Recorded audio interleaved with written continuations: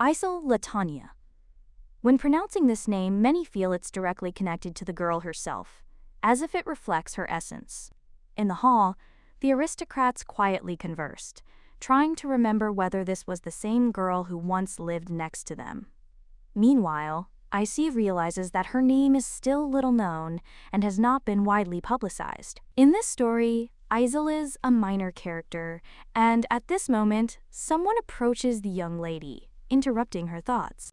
The man wonders if she was the one who tried to meet him, since he knows that the girl sent messengers to him every day for a month, seeking an audience. He's not the type to be met on a whim, and the girl understands with a slight smile that she'll have to make an effort to communicate. She confidently declares that she understands who is in front of her, because it is Archduke Karl Berg Byron himself, a man of rare significance. The young lady adds that her desire to meet is explained by the fact that the Archduke is not an ordinary person who does not see simple animals and everyday trifles every day. The young man is slightly surprised, not understanding where she is heading, but the girl continues, offering to sit down so she can study him more closely. She wants to see a person who is rarely seen on the streets, and for this purpose she prudently chooses a place opposite where it is convenient to observe. After this, Isol asks what he will say, but Karl remains silent, only calmly sitting down on the chair next to him. The girl smiles and tells him her full name, Isol Latanya Spencer. The boy admits he's never heard it before. Isol doesn't attach any importance to this, because she knew that he wouldn't remember right away, and Karl reflects on the unusualness of the situation. He soon asks if she's aristocratic. She explains that the family recently received a title and is therefore still relatively unknown. Karl realizes that he has never heard of such a family, and Isol, watching him, notes his thoughtful look. She notices that the Archduke's expression is unusually focused and advises him not to worry about it. After all, it doesn't really matter where she's from or what her family's name is. What's more important now is why she came. The girl emphasizes that her goal is a personal meeting with Archduke Byron, and this is what is important at the moment. Karl talks about his affairs, the reorganization of the army, the expulsion and arrest of its envoys, but despite all this, she continued to seek a meeting. He adds that he wanted to personally see the one who was so persistent, even without identifying himself. Isela understands that her persistence is justified. The young man hopes that all her efforts are worth pursuing him for a month. The girl smiles, and Karl notices that there is a person in the world who is capable of laughing openly in front of him, which is unusual and touching. The guy seems straightforward, speaks little, but every word sounds majestic. This causes him difficulties not only with his subordinates, but also with high-ranking officials. His figure is strong, his shoulders broad, his features seem graceful, but most women keep their distance, not daring to approach him, despite his attractiveness and reputation. Now Karl asks the girl to get to the point, and Isol asks if that means he doesn't even have time for a cup of tea. He confirms this with a look. The girl understands the reality of the situation and admits that she needs his help. Karl reminds her that he is busy and doesn't have time to even blink, but Isol is ready to take a risk and still ask for support. She clarifies that the assistance will not be free. A fair fee will be paid for the service provided. Karl thinks for a moment, then asks what kind of help she wants, promising to listen first and then think about the situation. Isol replies that the task is not difficult, but it will require noise and activity, which may be misunderstood by others. She adds that some might perceive this as rebellion. Karl asks what she means. The girl explains that the plan is aimed at calming the people and that it is simple and not dangerous, in her opinion. The boy frowns, realizing that participating in a riot is punishable by extremely severe penalties, up to and including punishment for 3 generations of a family, and wonders if she understands the consequences. He sternly warns Isol not to even hint at the idea of a rebellion, asking if she is offering him the chance to lead it. The girl understands that this was exactly his reaction, and she had foreseen it. She knows there's no point in arguing here. Aizel realizes that the House of Bayan is a family of knights who have sworn allegiance to the imperial family for over 500 years. The men of this family are known for their inflexibility and strictness, so asking Carl to participate in the rebellion would be tantamount to incurring inevitable consequences for him. She's thought about their conversation several times and is now confident that her words shouldn't embarrass him. She just wants to make sure he understands. She didn't ask him to lead a rebellion. She simply stated that it would be extremely useful if his power could protect them from borders, laws, and authorities. Carl then asked curiously if they were the same thing, to which the girl confidently replied that it was an entirely different matter and had a different meaning. She also emphasized that she was not going to start a rebellion, as she was just a young lady, and assured him that he could calmly watch what was happening. The girl noted that he would see this as a way to save not only the empire, but the world itself, adding that he probably already suspected the return of demons and monsters from the farthest reaches of the world. Carl then asked, surprised, how she knew this. She explained that if things continued as they were, the empire would find itself in grave danger. Resources and food supplies were catastrophically insufficient to survive the winter and feed the army. How, then, could they defend themselves against the demons if they couldn't even feed their own people? The girl boldly declared that, according to her calculations, 15 days would be enough for the imperial castle to fall into ruins and lose all its defenses. The young man became slightly wary, and the main character gently added that for this he should help her. After all, then she'd be able to solve the problem with the soldiers. The boy, surprised, asked what exactly she meant. The girl replied that she was capable of providing food for 500,000 soldiers, as well as clothing, dry firewood, oil, and flint for fires. Everything an army would need to survive in difficult conditions. Carl was shocked and could hardly believe his ears. He himself had been trying to cope with this task for more than 2 months, and she was going to solve everything instantly, and even mentioned a year's supply of food for the entire army. Aizel declared that she was willing to do all this for free if he agreed to help. The young man was shocked.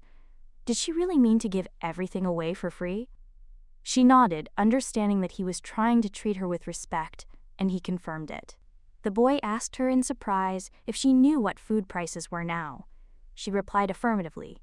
They were about 10 times higher now than they had been in the summer. Carl incredulously asked how she could give everything away for free, knowing this. To which the girl calmly remarked that if she was asking for help from such a busy person, then that was already payment for the service. Wasn't that enough?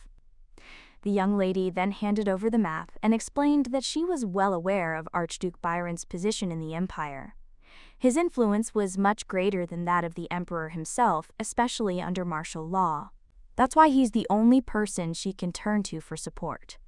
Carl looked at her with interest, and he couldn't resist asking who she really was, since he had never heard of her family before. The girl knew a secret known only to a few, and in response, she set ridiculous conditions. Carl asked in surprise if she was the one hiding behind the aristocratic mask. Aizel only smiled, without directly confirming. The young lady then clarified that she meant her true face, and said that she lived in poverty. But she never considered money to be the most important thing. For her, there were many things that could not be bought for any amount of wealth. The guy wondered what she was talking about, but Aizel just laughed and said it was nonsense. In reality, money was everything. It allowed them to control the empire's information networks, hire powerful wizards and tens of thousands of mercenaries to fight monsters. Even the most powerful man in the empire could be attracted by wealth. Carl asked what she meant, and the girl simply replied that she had no time to waste money on trifles. She had so much of it that she never had time to use it, and she was desperately short of time.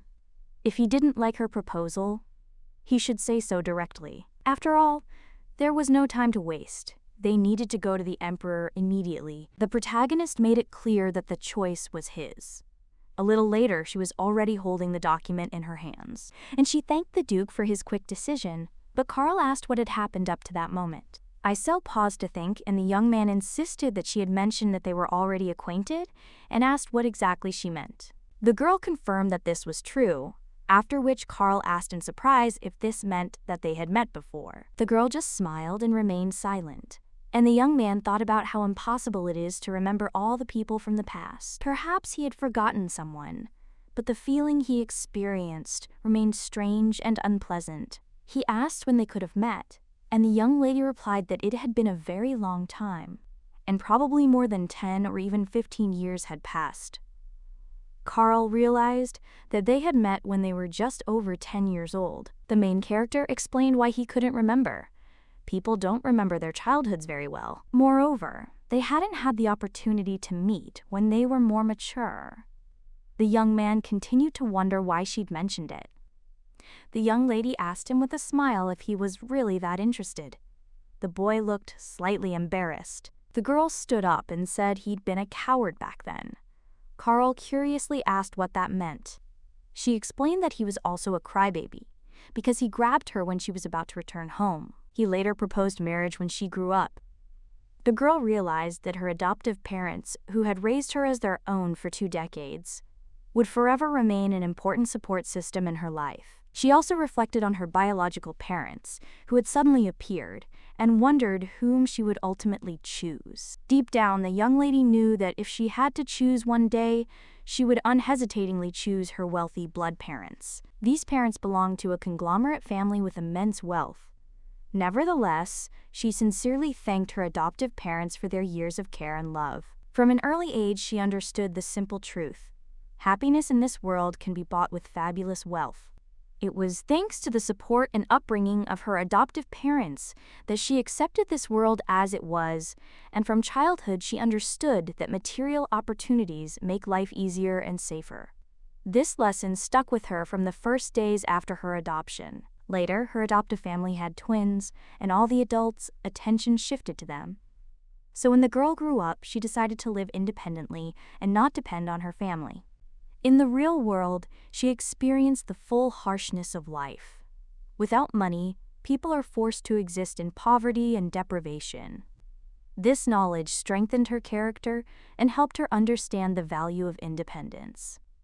That's why the girl couldn't help but rejoice when she received a second chance at life. Her heart filled with hope and the feeling that her time had finally come, and she would be able to forge her own destiny. The young lady reflected on being the eldest daughter of an aristocratic family. For the first time in her life, she felt free from worries about food, clothing, or shelter, for she was now surrounded by wealth and prestige, and the names of emperors and high-ranking aristocrats sounded almost like music to her ears. The country's name seemed familiar, but in reality, that mattered less. The girl understood that her true value lay in her wealth and opportunities, and everything else was secondary. She reflected that it didn't matter whether her life was like something out of a novel or a cartoon. The main thing was that she was now secure and free from material worries. For the young lady, the most important thing was that she had become an aristocrat. However, she understood that the world was much more complex than it seemed at first glance, and wealth did not solve all problems. Suddenly, the Spencer family's business went bankrupt, and their entire lives were consumed by debt. The girl was shocked, unable to understand how a nobleman could lose everything so quickly. She reflected on how aristocrats usually had savings to last for generations, but here everything was destroyed in a matter of days. Could their property really be inventoried? In medieval society, this seemed almost impossible, as most wealthy families saved their money for the future. The girl was amazed that their fortune could disappear so quickly. Now all that remained was a dilapidated mansion, with no one to manage it. The young lady wondered if they should simply take the house for themselves, as it was beautiful, even though it stood empty. She also understood that much could be rectified if the mansion could be sold, but it belonged to the imperial family. She wondered if she should consider this a stroke of luck, a beautiful house but no one living in it. Soon they were sitting at the table. The mother expressed regret that she hadn't been able to cook anything special today. Her husband considered that more important to him than any gourmet meal. He insisted that he would definitely eat everything, and the mother turned to her daughter, asking her not to delay and eat. Aizel replied that she could handle it and would eat it all. The girl dipped her spoon into the soup and immediately realized it had been overcooked and reboiled several times, indicating the difficult times that had befallen the family. This realization reinforced her understanding that they had become poor. The man told his wife about his meeting with Lord Vidgod, an old family friend. The young lady's mother was surprised and delighted to see him, for he truly was an old acquaintance. The man confirmed that Vidgod had heard of the events and had come to see if he could be of any assistance. Mother considered this a very pleasant event. She only hoped that the Lord wouldn't return to any risky endeavors. The man was slightly surprised and thought that this was impossible since they had just talked a little. His mother asked if this was true, and he confirmed it. The girl, watching the scene unfold, realized that the situation was escalating again, and that the Spencer family's fortunes were falling apart through no fault of her father's. Just as the business was starting to grow, an unexpected promissory note appeared. When my father inherited the enterprise, it was extremely difficult to remedy the situation. He decided to revive the family by investing the remaining funds in a business, but was deceived by a close friend, losing all his savings. The young lady's mother stated that she would trust him, because even if she wanted to intervene, her options were limited, and she would not be able to change the outcome of events. All this allowed the girl to understand that the path to restoring the family would not be easy, and her own place in this world now required caution and wisdom. The young lady continued to observe what was happening and realized that even in the fall of a family, there is an opportunity to learn something and find strength for the future. The young girl's father confirms that the situation has indeed turned out well, while Izeli herself is in complete shock and quietly wonders if she has fallen into another trap of circumstances. The man is inwardly shocked by what he's saying, and his wife looks at him with caustic fury. She explains that, overall, this is wonderful, but the main problem is that he's too trusting and easily gives away money when he can afford it, whereas in the current situation, that's unacceptable. The woman adds that if they were together, she wouldn't mind eating the same watery porridge for years to come, but Aizel needs to eat properly, and right now her diet leaves much to be desired, and she's practically starving. Meanwhile, the young lady quickly finishes the remaining porridge, and as her parents watch her in surprise, she herself wonders whether she should approve of this, as she would be truly grateful for the opportunity to eat properly. It's a completely different matter when you have to eat bad soup. Aizel tries to understand the problem and wonders if she shouldn't finish even the thin soup, since at least she doesn't have to eat it under the watchful eye of others.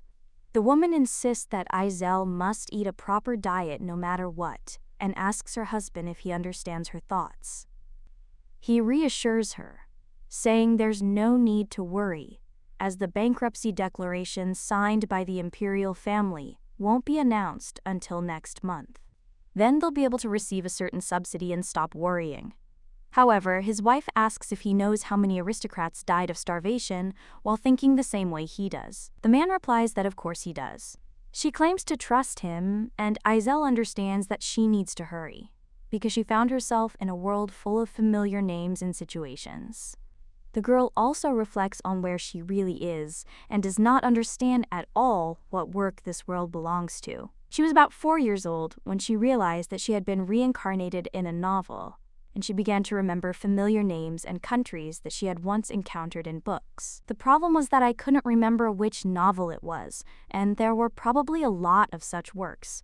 Aizel had read every novel she could find, so guessing what world she'd entered was incredibly difficult.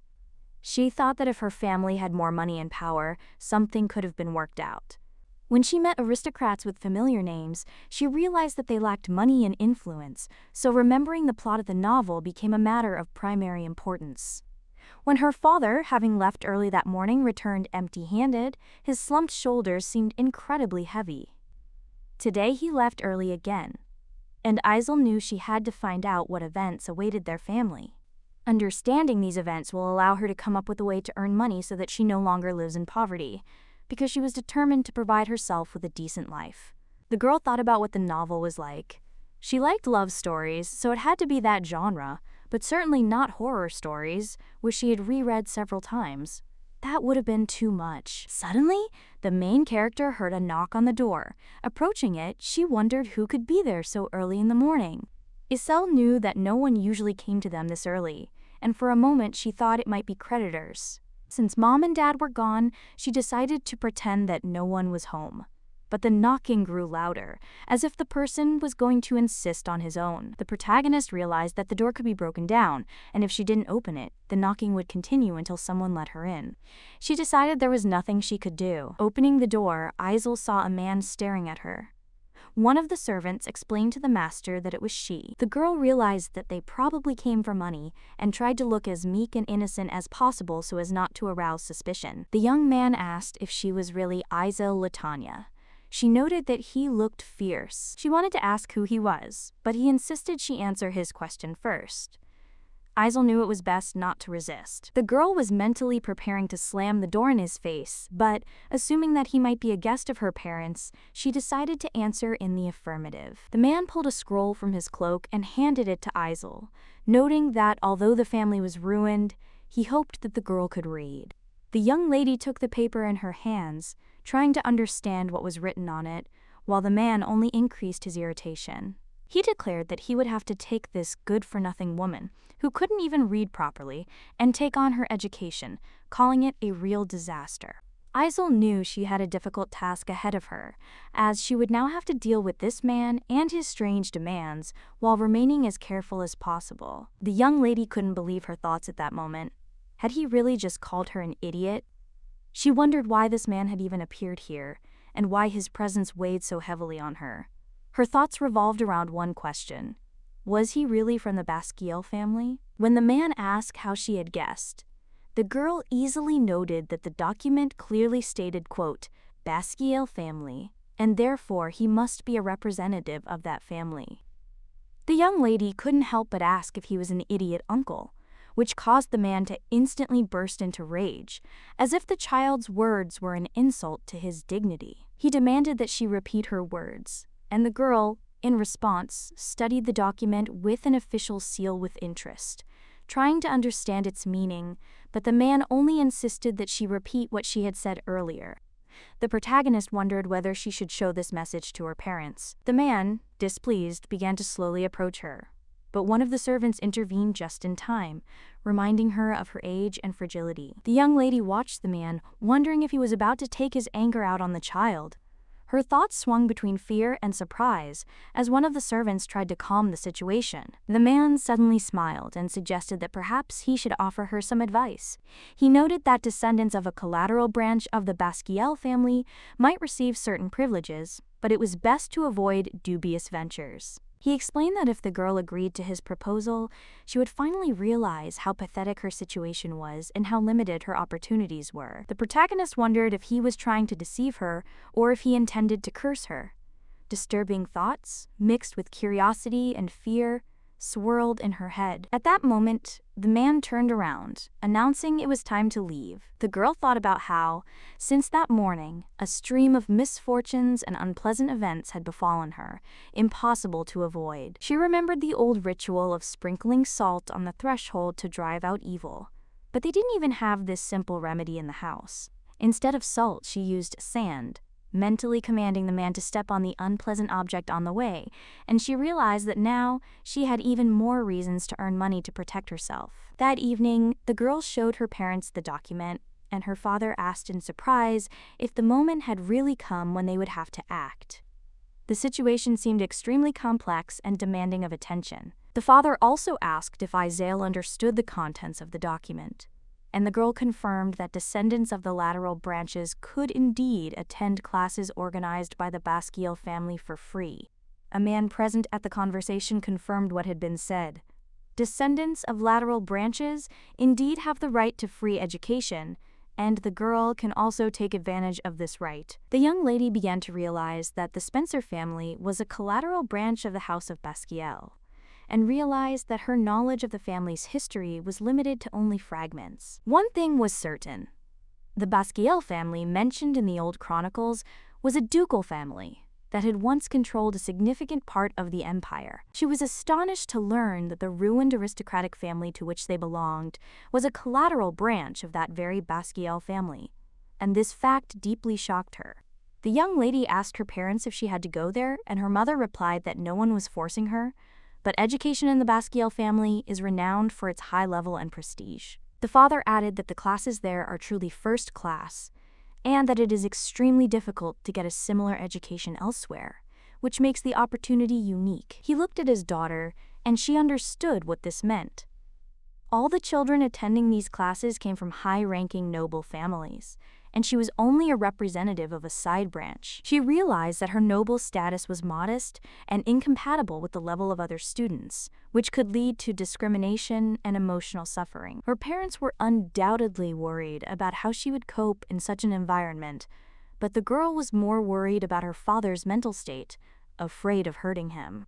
The man thought that classes under the best teachers provided a high level of knowledge that was difficult to master, and he doubted whether she could cope with them alone.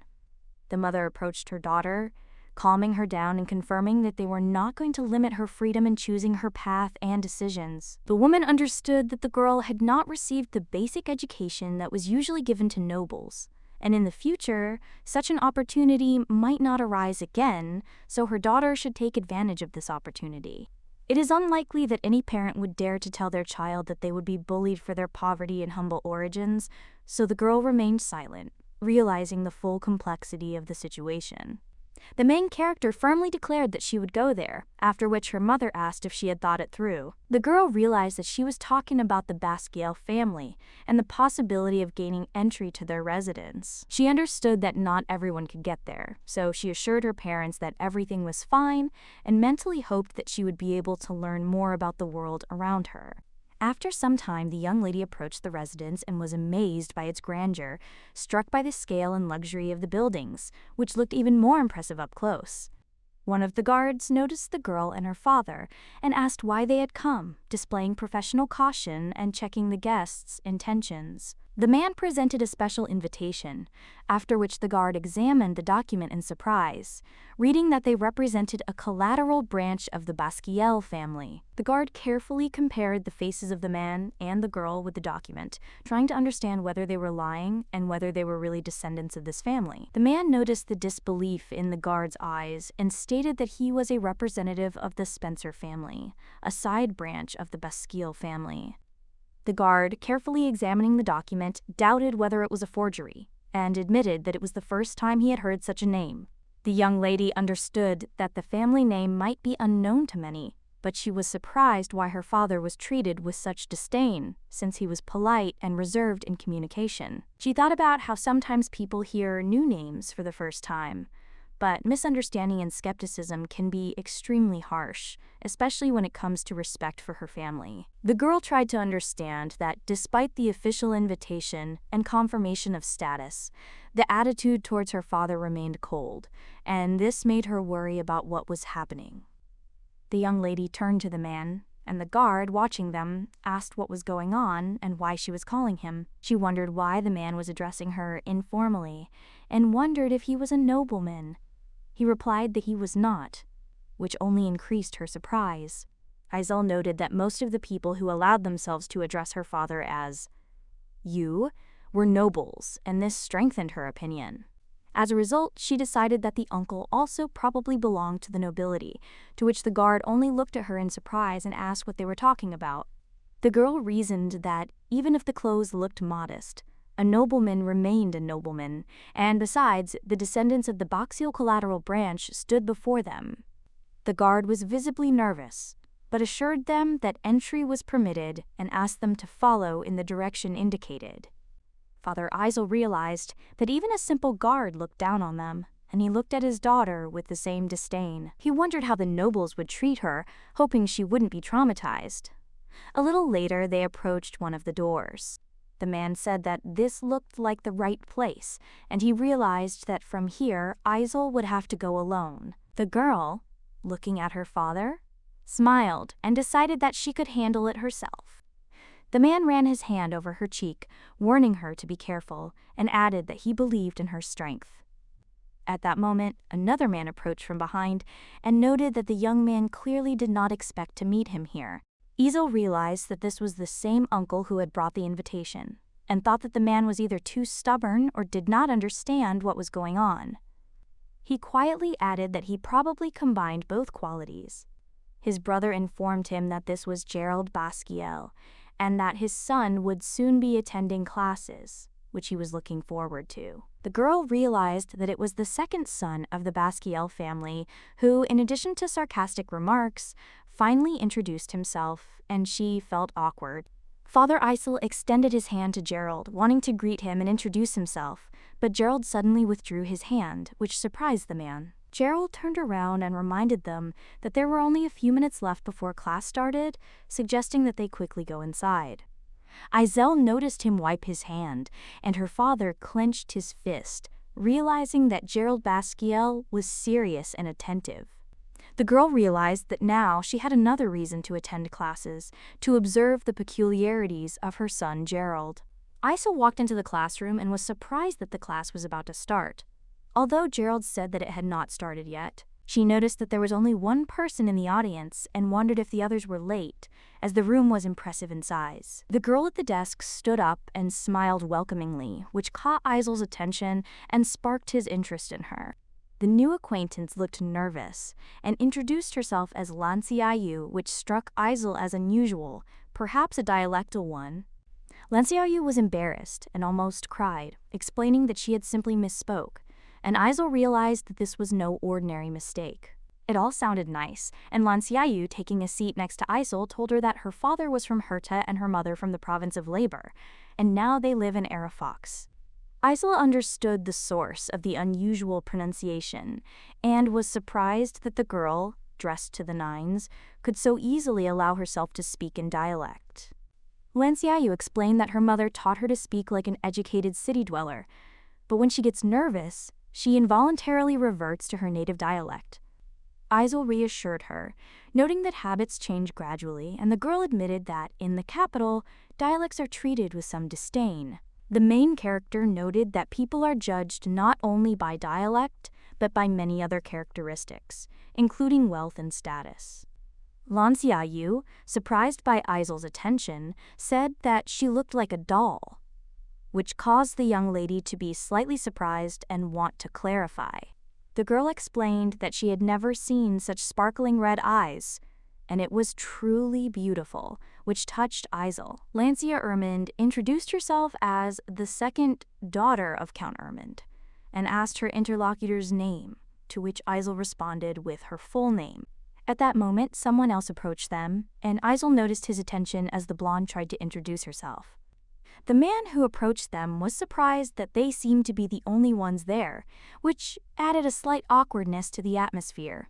Isel watched him, trying to figure out what kind of person he was, while Lancia Ermund tried to introduce herself again, feeling shy and nervous. The girls exchanged glances, and Isel noticed that the blonde was genuinely nervous, but there was a hint of friendliness and a desire to make friends in her eyes.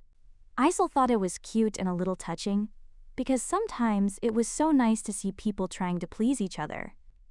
The man quietly watched them, but said nothing, only smiling slightly and showing interest in their conversation.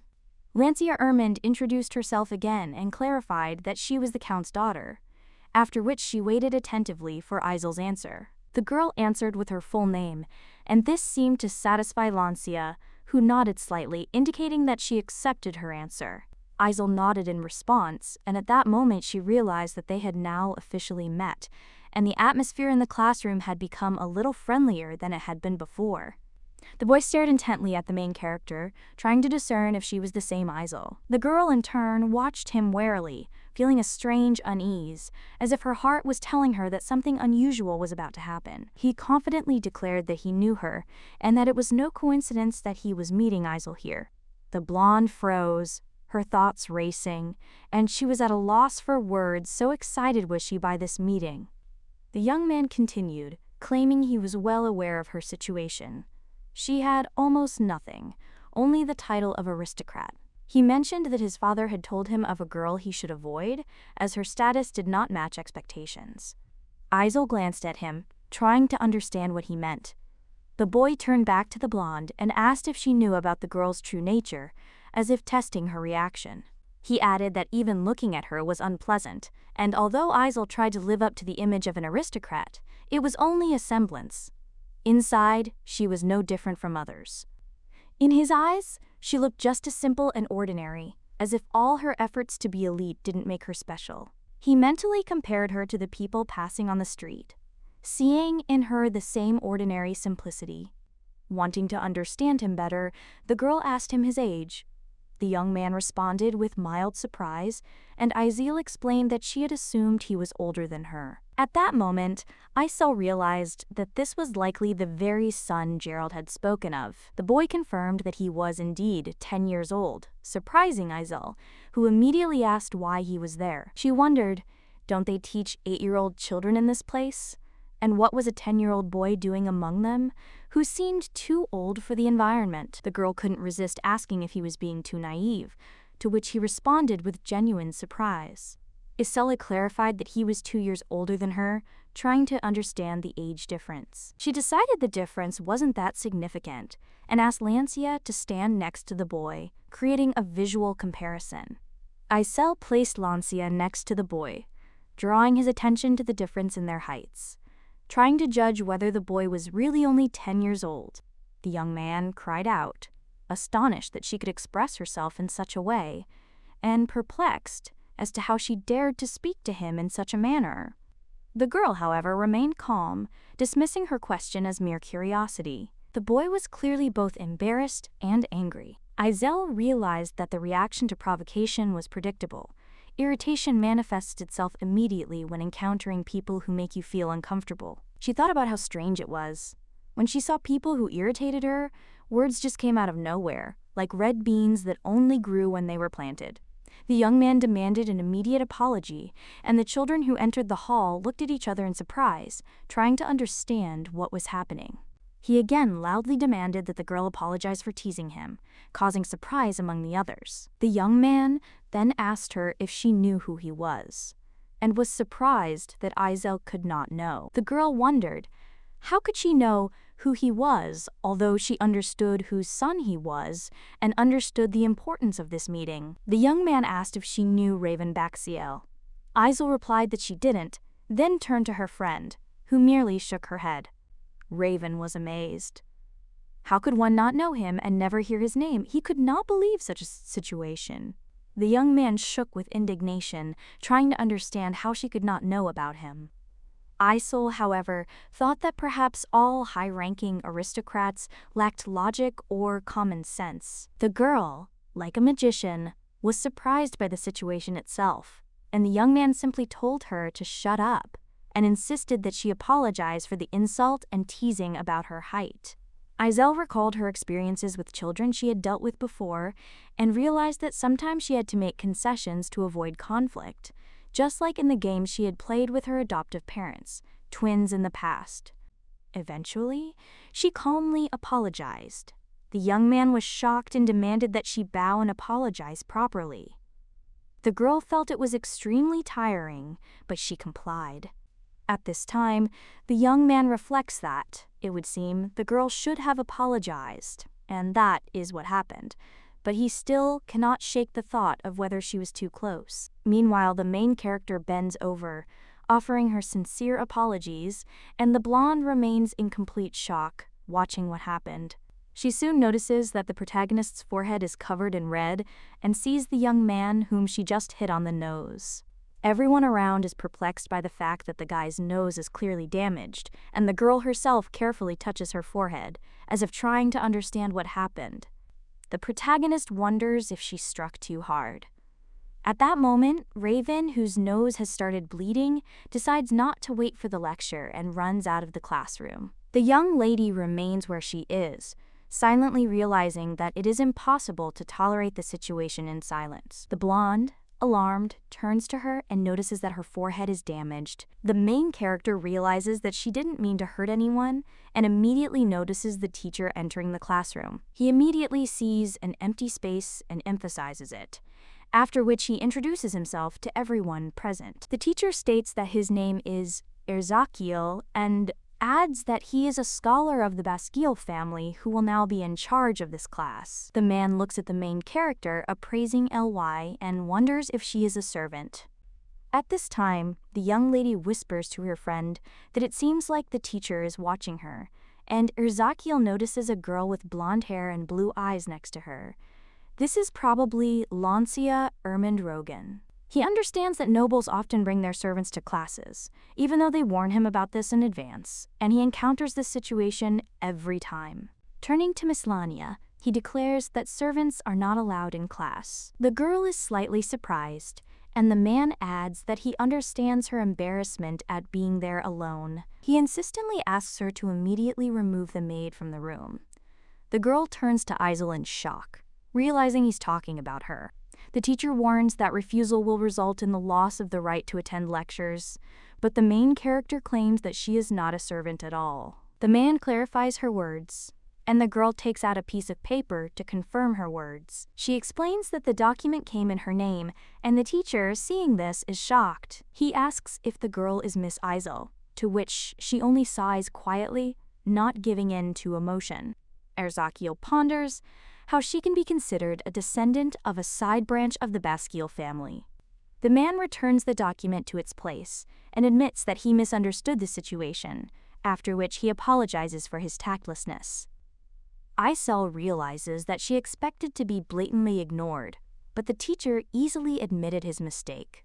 He openly admitted he had done wrong and apologized, to which the young lady merely smiled. After a while, he explained that in this class, they were learning the basic skills necessary for every nobleman. Showing the book, he explains that it is their study guide, and if they read it before the next class, they will be able to start the exam straight away. The book's content is not easy, but for students with good upbringing and basic education, it will not pose any problems. The main character hears the complaints of her classmates and understands that no small child would be happy about having to take an exam, especially on such a voluminous book. The girl thinks about the cost of the book, realizing that her family might not be able to afford it, given the thickness and seriousness of the publication. The teacher explains that the book can be easily purchased at any store and strongly recommends purchasing it for work. As Isel ponders the need for the purchase and the family's financial capabilities, the man concludes the lesson, announcing that the class is over and they will see each other next week. As the lesson draws to a close and the protagonist prepares to leave, the teacher suddenly addresses her. Isel asks with interest what's going on, and he hands her the book, offering to take it. The young lady looks at the book in surprise, trying to understand the teacher's motives, and the man hands her another edition. He urges her to take the books and follow him, which makes Isel question his intentions and his attitude towards her as a member of a noble family who has lost their wealth. She begins to wonder if he is using her as an errand girl, assessing the whole situation. The blonde offers to help her friend, but the main character refuses, assuring that everything is fine and that she will be back soon. As they walked, the teacher turned several times to look at the young lady who was following him, and then turned around again, continuing on his way. The main character was thinking at this time that he could walk a little slower, and at the same time she was wondering if he was happy, because it seemed to her that she was about to drop her skates. The man looked at the girl carefully, after which he took one of the books and the scroll from her, leaving Isel with the only volume, and she involuntarily thought about what would happen to her now. However, he offered to let her keep the book, which surprised her a little, and she wondered why he'd decided that way. The teacher explained that he had another identical copy, so it wasn't a problem, and Isel wondered what the existence of the second book had to do with him giving her the first. The man realized that the question was logical and explained that the item was old and no longer had any value to him. He added that he was going to throw it away, so if the girl wanted, she could keep the book. Isel looked at it carefully and was surprised at how clean and neat it was. Despite its age and not being designed for long service, it was in almost perfect condition. The teacher reiterated that he didn't need the book, so she could do with it as she pleased, throw it away or burn it. At that moment, the girl wondered if he'd brought her here specifically for that book. The man looked away and said that it was not quite so, and the young lady tried to understand why he was denying it.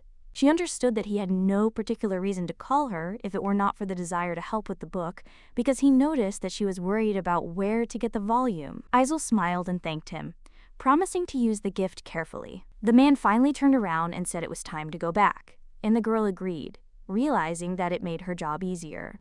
Opening the book, Isel noticed the signature and the last name Velen, which seemed familiar to her, as if she had heard this name before. Suddenly, a realization came to the main character's mind, and she experienced a real shock. Isel realized that in front of her was an archmage, a high mage with a monocle, known for his incredible abilities. He controlled the sea elements, storms and torrential rains, and sailors, setting out on a journey, took measures in advance to prepare for the storms caused by Velen. From there, the phrase about immersing the drink in a storm caused by the archmage Velen arose, and it became entrenched in popular memory. Isel wondered if this man was the same Velen who in the novel was a little over 40 years old and who wore a monocle. Most likely, it was at this age that he became an archmage, and the young lady understood that the events took place 10 years before those described in the novel. The protagonist also realized that if she remembered the plot well, much of the novel now took on new meaning in this time. But at that moment, someone noticed Isel, breaking her thoughts.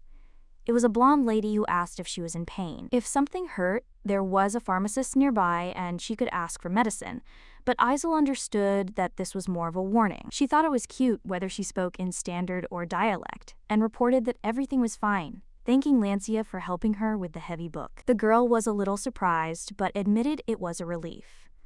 Isel asked if she was okay, and the blonde looked slightly confused, asking what she meant. Isel explained that she had heard about some of the events, and Lancia wondered if she really knew everything, but she was convinced that it did not interfere with their communication.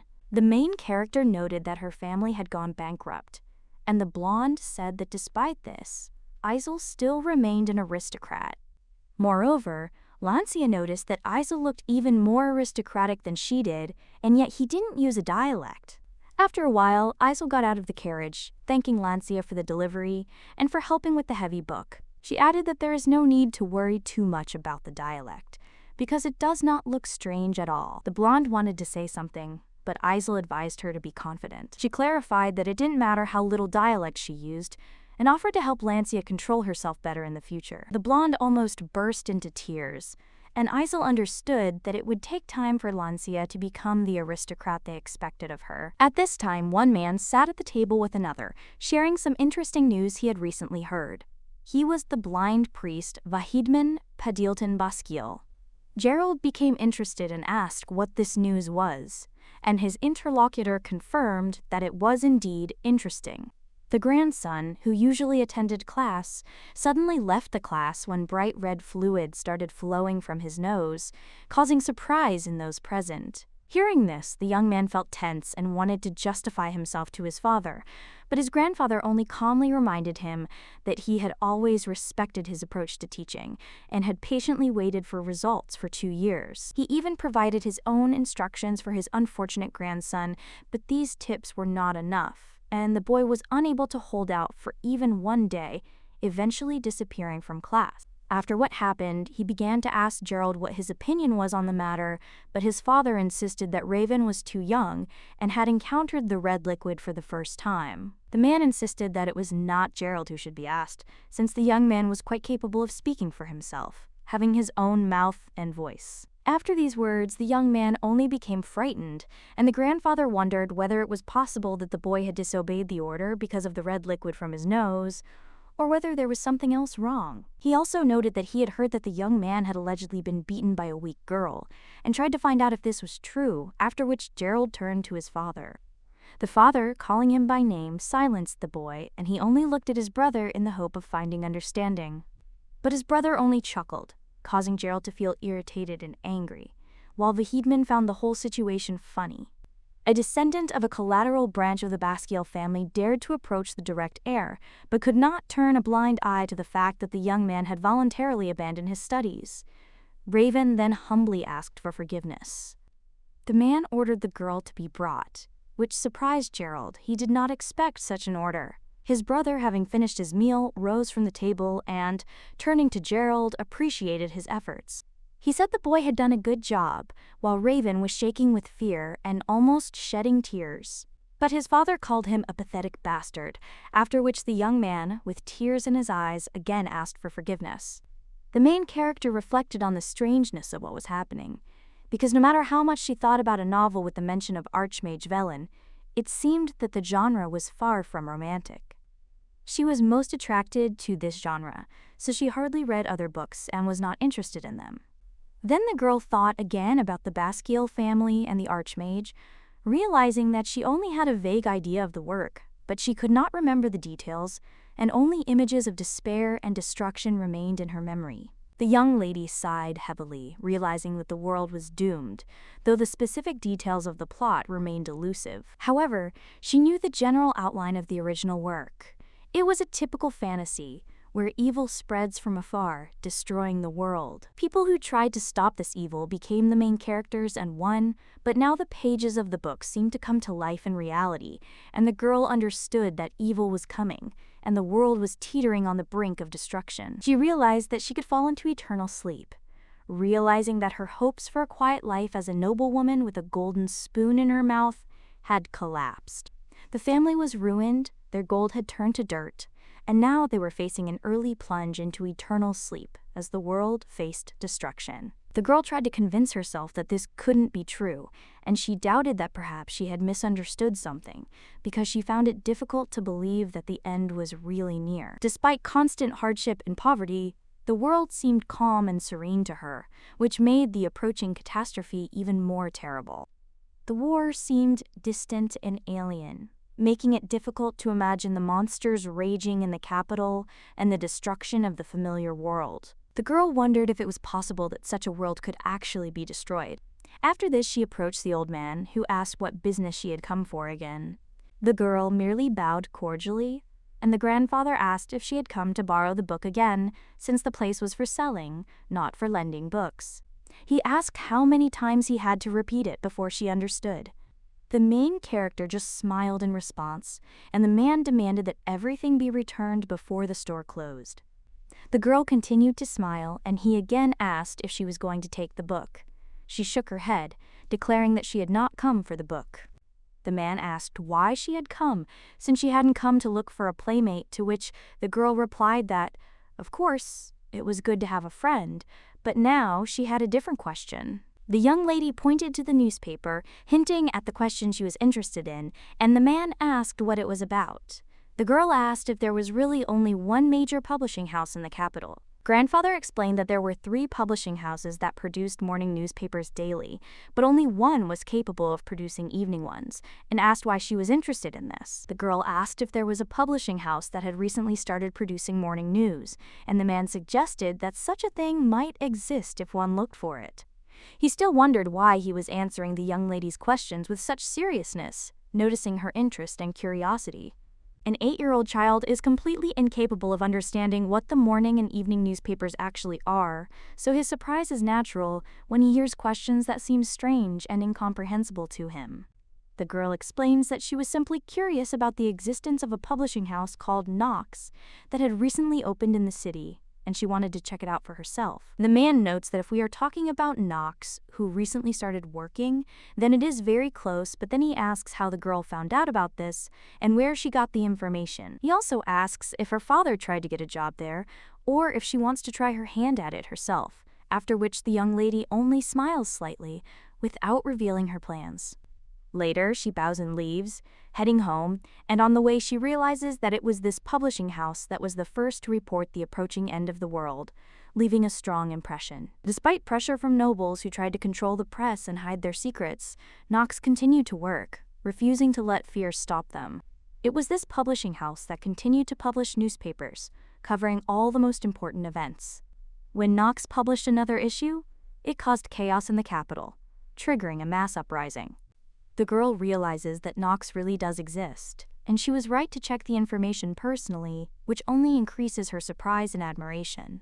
She considers whether Nox's existence should be a cause for joy or anxiety, and finds the situation both frightening and intriguing.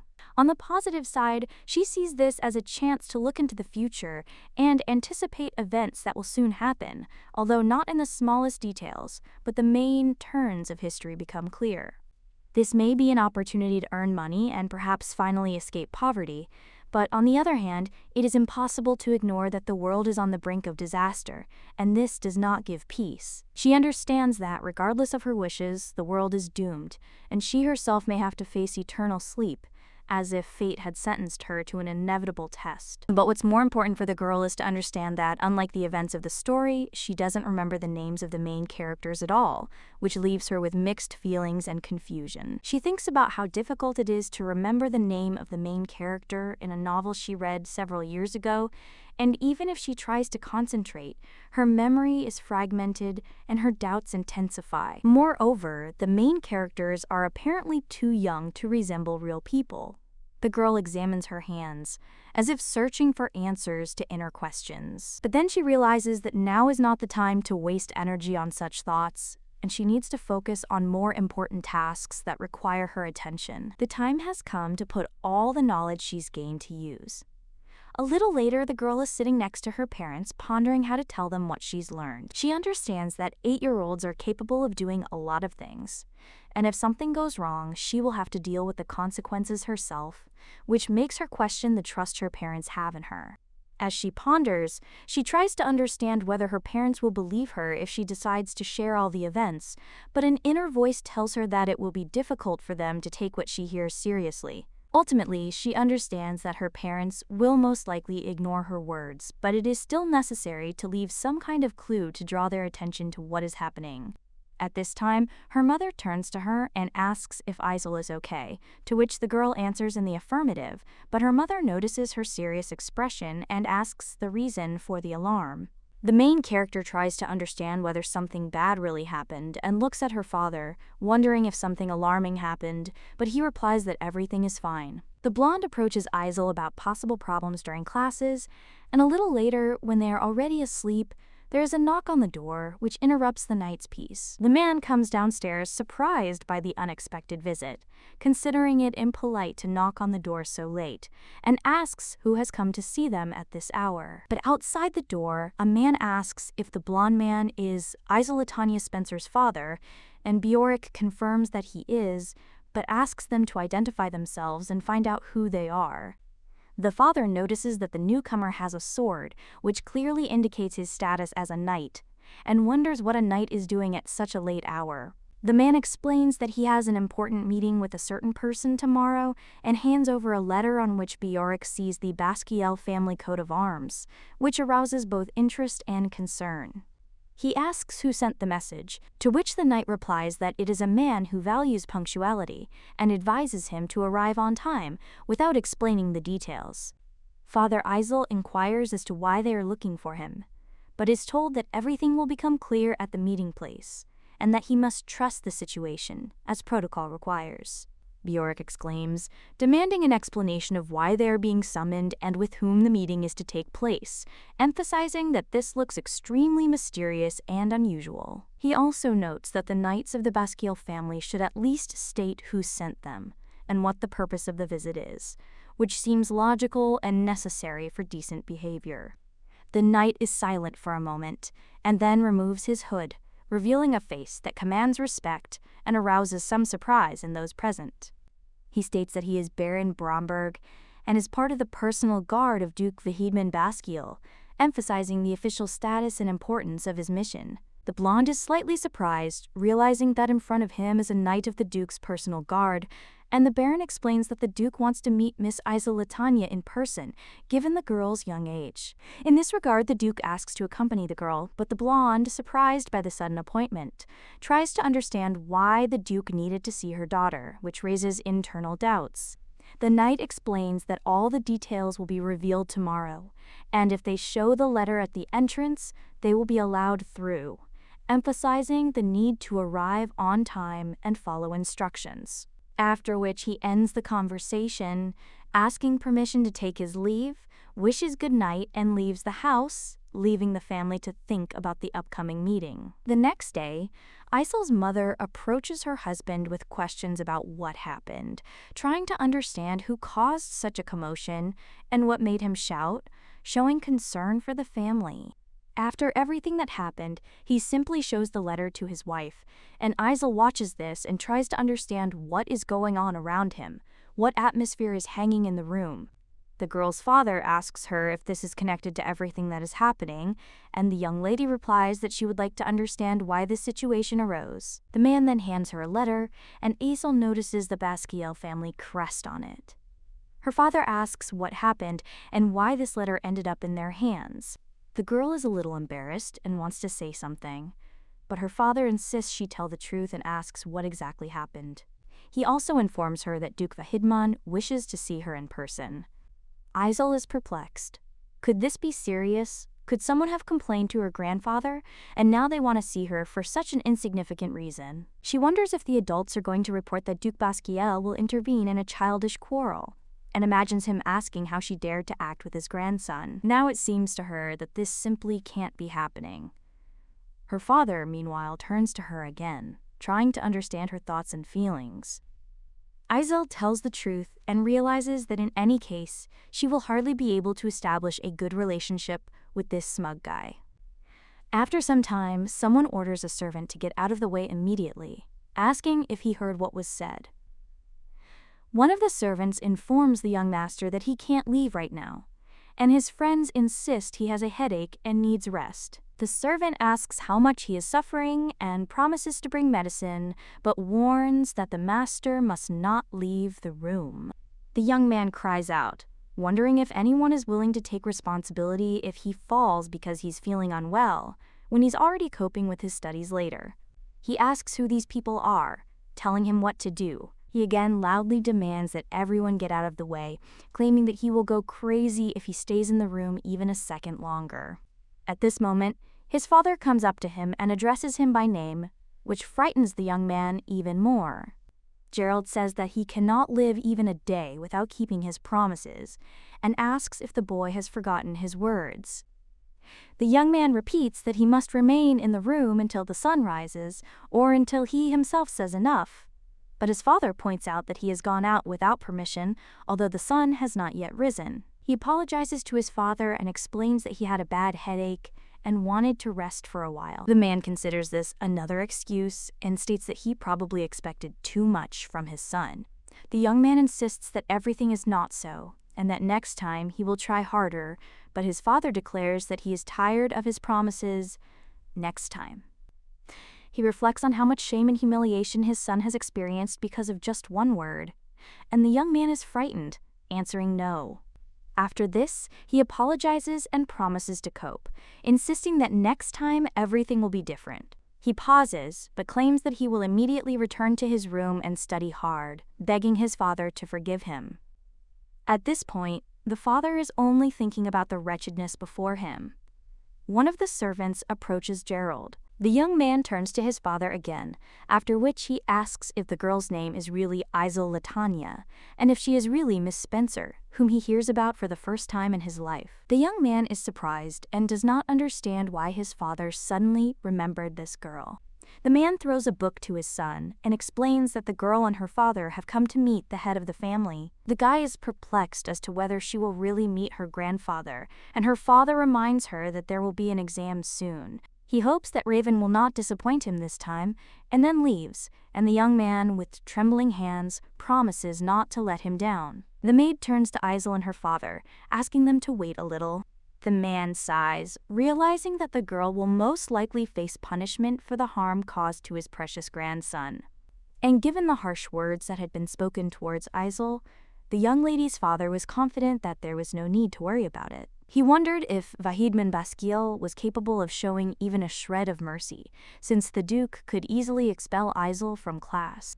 Her father, concerned for his daughter's peace of mind, decided that perhaps it would be better for her not to attend classes at all. But when she expressed a desire to attend, he realized he couldn't refuse her. At that moment, the man realized that he had to ask the Duke for forgiveness, even if he had to fall on his knees, because responsibility for his daughter's actions lay with him, and that was why he had been invited here. Meanwhile, the young lady notices the treat and tells her father that the cookies turned out to be unusually tasty. After this, with a slight smile on her face, she hands the cookie to the man, and he responds with his own smile, quietly rejoicing in this small joy. The young lady then asks him if everything is all right and remarks that she eats a lot, but her father assures her that she can eat as much as she wants. Aizel recalls that once upon a time the Spencer family could afford any sweets, and she could eat them without limit, enjoying every bite until she was full. Now the man just sighs quietly, and the young lady thinks about how best to act in this situation. She knows that she may appear calm on the outside, but deep down she is frantically searching for the words to say. And when adults interfere in a childish quarrel, this in itself seems mean.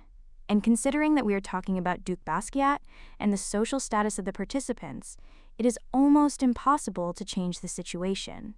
At that moment, a maid approaches them, remarks that they've waited too long, and informs them that His Grace is already waiting. The man asks where they should go, and the maid explains that the Duke is in his study, and she will show them the way. After these words, the man takes his daughter by the hand and says it's time for them to go. The maid turns to the guard, conveying the news of the guests' arrival. The guard confirms that his lordship is inside and allows them to enter.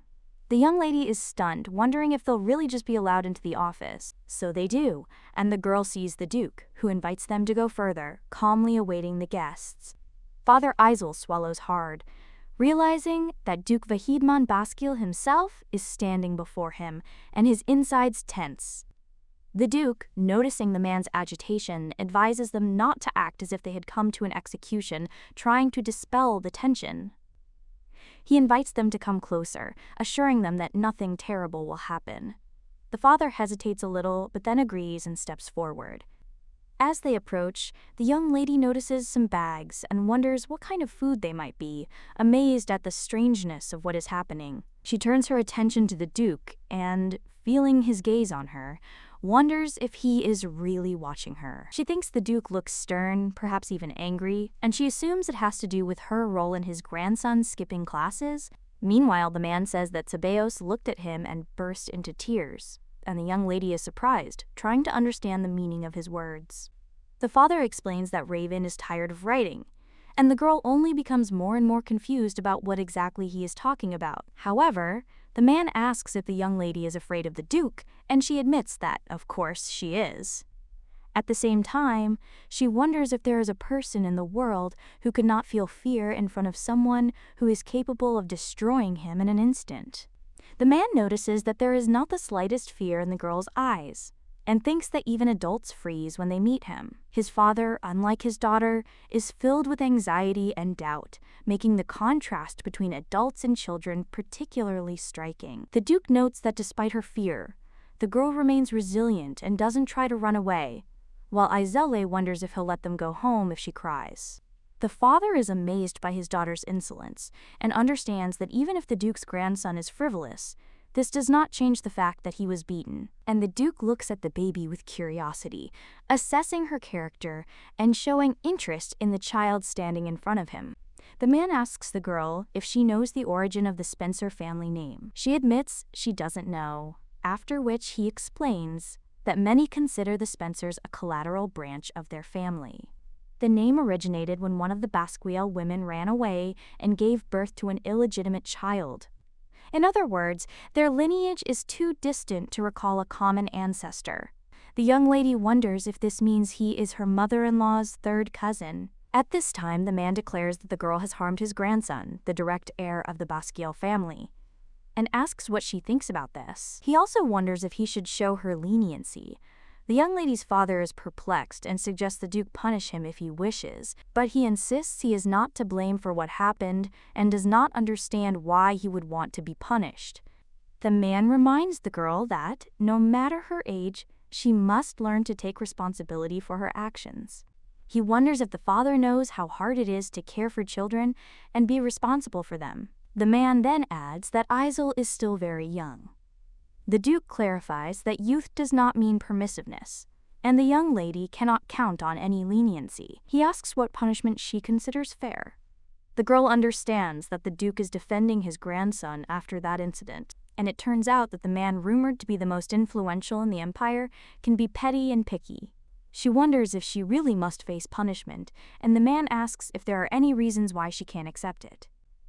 The girl admits that they exist, but doesn't think he'll find them respectful.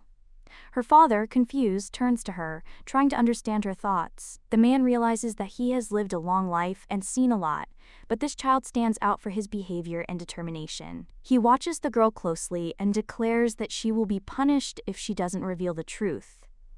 The father is slightly surprised by such firmness. The Duke claims his grandson hasn't been exemplary either, and he has neither leniency nor patience. The girl refuses to give a reason why punishment is impossible. He informs her that she will receive the same punishment as Raven. The young lady asks what that punishment is. The man clarifies that she needs to write a letter of repentance, 2 sheets will be enough, and asks her to bring it to the next meeting. The father, perplexed, asks if the Duke is really talking about a letter of repentance, believing that 2 sheets would be enough for an 8-year-old child. He then asks if the man had considered inflicting a more severe punishment on her, such as cutting off her leg, which frightens the young lady's father.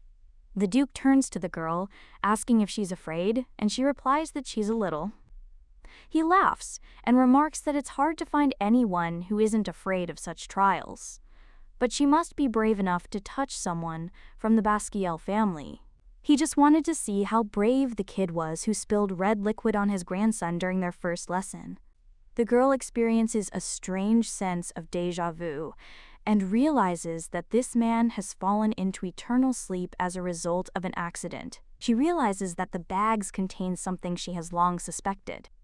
The young lady opens one of the bags, and her father, shocked, asks what she is doing. The girl asks a question, but her father insists she stop and apologizes to his lordship. He demands that Isel come to him immediately, as this is no way to behave. The Duke allows her to ask a question, and the girl, having sniffed one of the flasks, tries to understand what is in it. She asks if it is gunpowder, and the man confirms, asking how she knew about gunpowder. The girl explains that she read about him in a book and smelled a distinctive odor. The man asks if she really means the odor.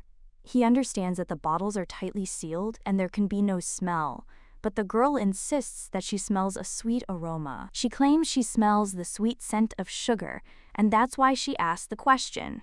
The man sniffs one of the vials and admits he doesn't know what to say. The girl insists it's gunpowder and asks why it smells sweet.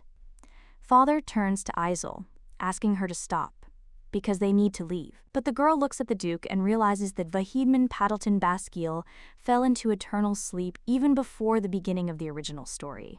The cause was a disaster. He was caught in the middle of an explosion. The gunpowder was intended for the Basquiel family's military expansion.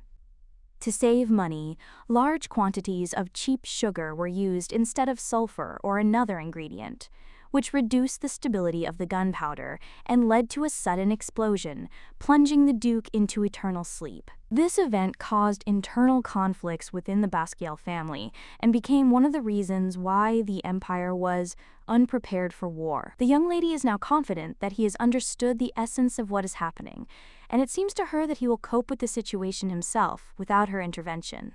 If he doesn't ignore the child's words, everything will turn out differently. A little later, the main character finds herself in the classroom, preparing for school. The lady with the blonde hair asks how the meeting went and whether there were any difficulties or problems that require attention.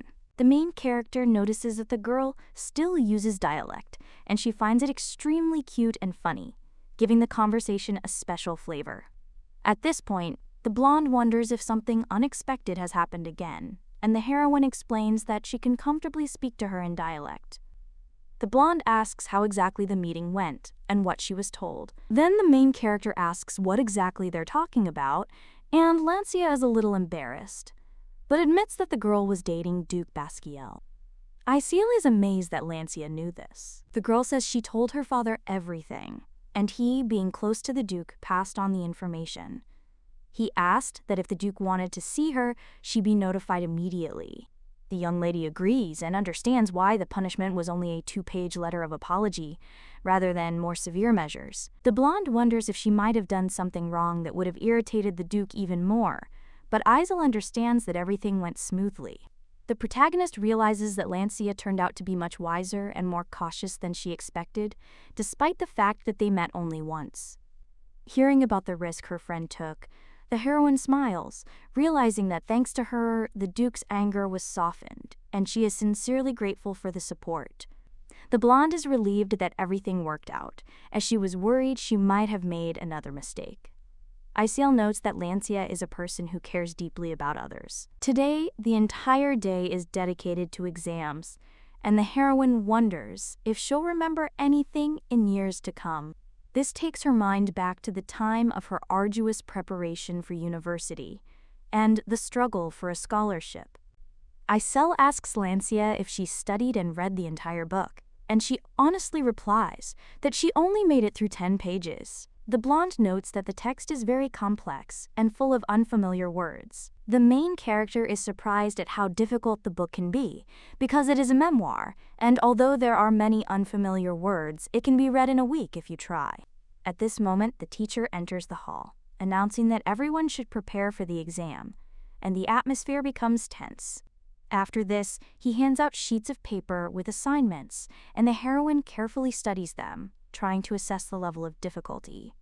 Looking at the assignments, she realizes that it is easier than it seems, although to her, an 8-year-old child, it seems that adults are too worried about her academic performance. She also understands that many of her classmates will have a hard time dealing with such a volume of text, and after a little while she realizes that she has completed the tasks. But looking at the teacher, she wonders if he was watching her, and the man comes closer to check her work. He looks at the completed tasks and, making sure that everything was decided correctly, allows her to be free, leaving a feeling of relief. There is a man waiting for her outside the door and she must follow him, knowing that all eyes might turn to her now if she goes out too quickly. The heroine thinks about how difficult it is to lead a quiet life when every step she takes can attract the attention of others, and tries to act carefully. Going out into the corridor, she meets a maid who asks if the lady has finished her business and offers to go with her. The main character doubts where to go with a stranger, but still decides to follow her, moving along the corridor. After a while, she sees the Duke, who confirms that they have arrived at the place and orders the servants to act. Soon there is a loud explosion, the ground beneath her feet trembles, and the heroine falls, trying to maintain her balance and understand what is happening. She watches the smoke in shock and notices a transparent wall next to her, trying to comprehend what just happened and how it relates to the explosion. The heroine wonders why the explosion occurred suddenly and seeks an explanation for what happened, not immediately understanding the Duke's intentions. The Duke turns to the girl, asking if she is scared by what happened, and her heart beats faster from the suddenness of the situation. Isel is amazed how a man can remain calm and smile at such a moment, while she herself can barely contain her fear and surprise. He notes that even the most stress-resistant person could not remain indifferent, and the heroine understands that perhaps the explosion was a test of her endurance and calm. After which the girl claims that she was a little scared and asks if he plans to do something similar in the future, and the man only asks if he will repeat it again. After which he sighs and thinks that this girl is really an interesting person. But be that as it may, she is still a child, so he asks the girl if she has ever seen flammable substances explode, to which the young lady replies that she never has. The Duke asks her what she thinks the explosion just happened was like, and whether it was strong. The young lady wonders what it really is, and the man insists it was the last time. She said she was bothered by the sweet smell, so they checked it out and found it was cheap sugar.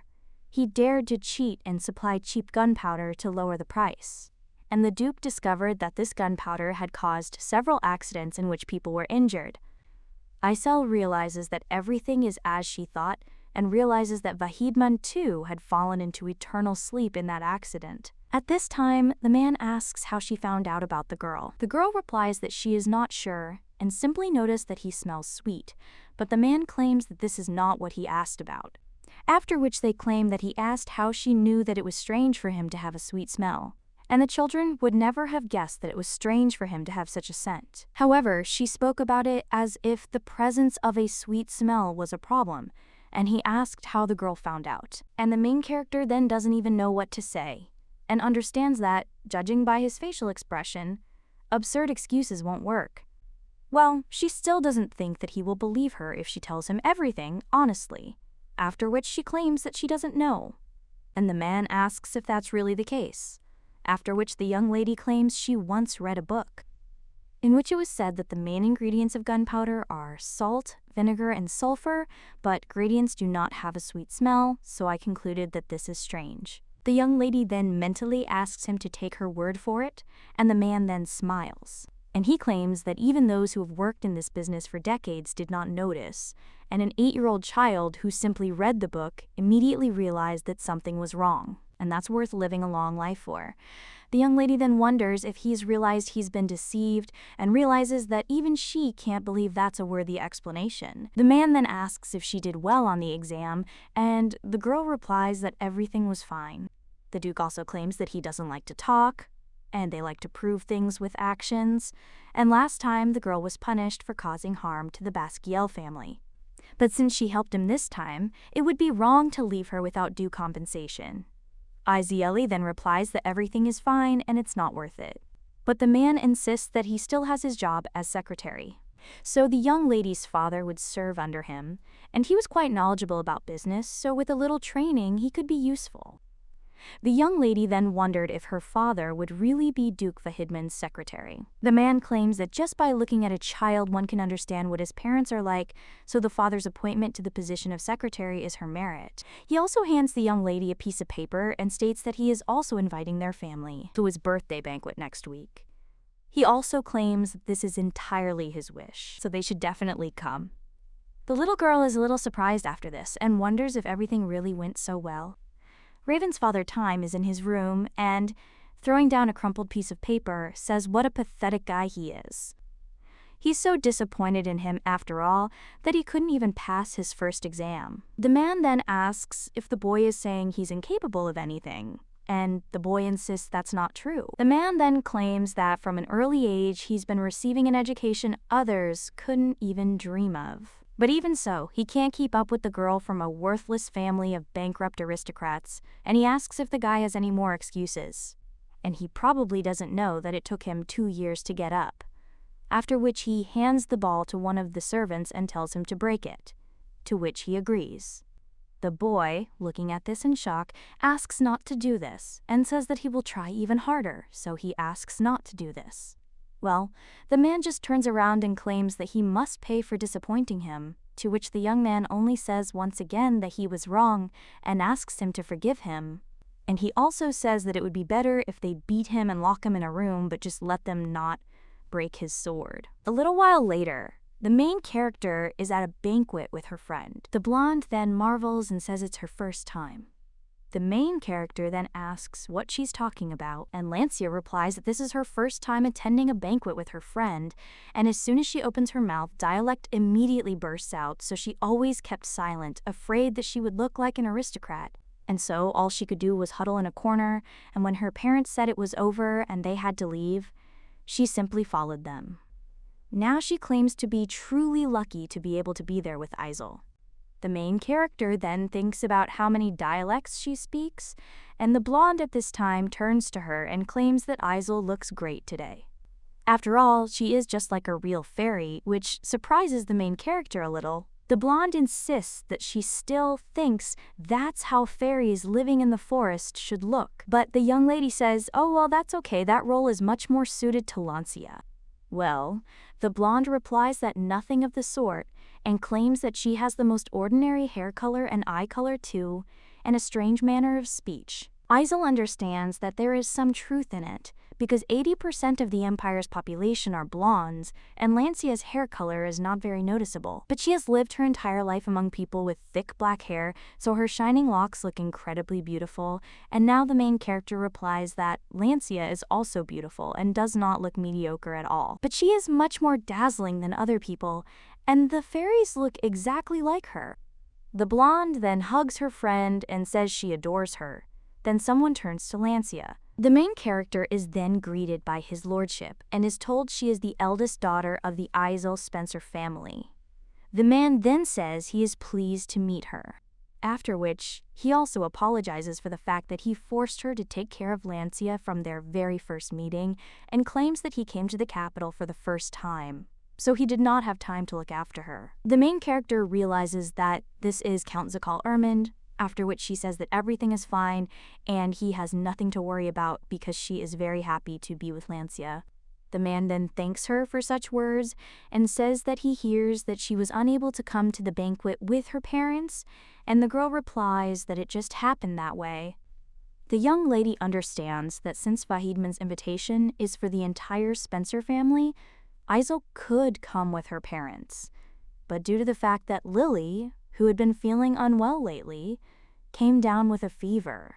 Then her father had to miss the appointment to stay and take care of the sick woman, and Lancia's father understands that although Isel laughs, he is sure that both she and her parents are extremely worried, after which he says that if the girl needs anything, she should contact him. The father also claims that the girl can address him simply by name, after which he kisses his daughter and says that she will go. The main character then watches this.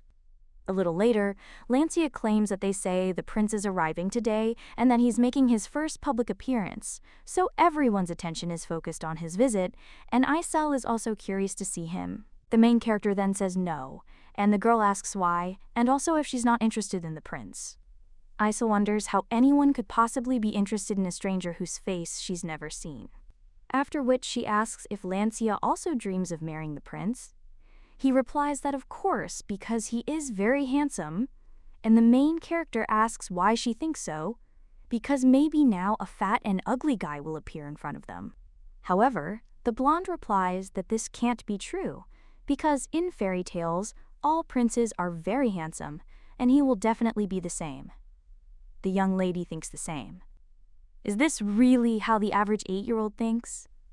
She then asks if the girl will understand when she's her age that there's no such thing as a prince on a white horse. But the blonde then asks what she is talking about because they are the same age, and the main character wonders what she even understands. A little while later, everyone in the room is whispering, and someone asks what happened, after which they look at the guy and say that recently he's just been standing there.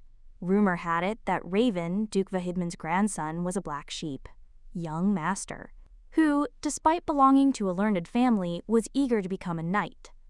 Because he could not enter the academy, even though he had the aura of Duke Basquiel behind him, he had to accept the fact that wherever he went, he would always be labeled as the Basquiel family's sore spot. Then one of the guests asks what the problem is, and it seems that Sir Gerald reprimanded him again. The young man clenches his fist at this point. He lost his sword and was locked in his room for 10 hours every day to avoid distractions while studying. Eating and even sleeping were only allowed with his father's permission, and now the young man thinks that all of this, because of that girl, if it weren't for her, he wouldn't have to endure such treatment, so the guy thinks why he is constantly compared to her and what is so wonderful about her. The guy understands that when they meet again, he will certainly take revenge on her. The main character just clicks her tongue and then thinks what the hell the guy is doing there. And Lancia went out to get some snacks. The young lady understands that the Basquiel family comes back and forth to greet guests and make new acquaintances, but the young gentleman stands huddled in a corner with a grim expression. They also say that the position a person occupies makes him, but the appearance of a person who occupies a prominent position but does nothing looks somewhat flawed. Now the main character also looks at the guy and notices that there is another one standing with him, after which he only mocks the boy, and the main character wonders if he really doesn't change his character even there. But she even feels sorry for that child, but then the main character sees the brunette in her arms. The knife is wondering what he's going to do with it. The girl immediately jumps up from her seat, and she understands that even if the guy is still too young, you can't joke about such things, after which she immediately runs after the guy, and she understands that here they are. After which she sees that the brunette is swinging a knife at the young man, after which she stands up to protect the boy. At this moment, Prince Ishmael arrives at the estate, and Raven's father greets him, after which he states that he thinks this is the first time since they met last year at the banquet in honor of His Majesty's birthday. And he also regrets that he could not meet him earlier. But the prince then claims that everything is fine. Everyone in the room then asks whether it is worth doing this, and claims that despite the fact that the guy is one of the imperial bloodlines, he is still only the fifth, and he is one of those who is not destined to become emperor.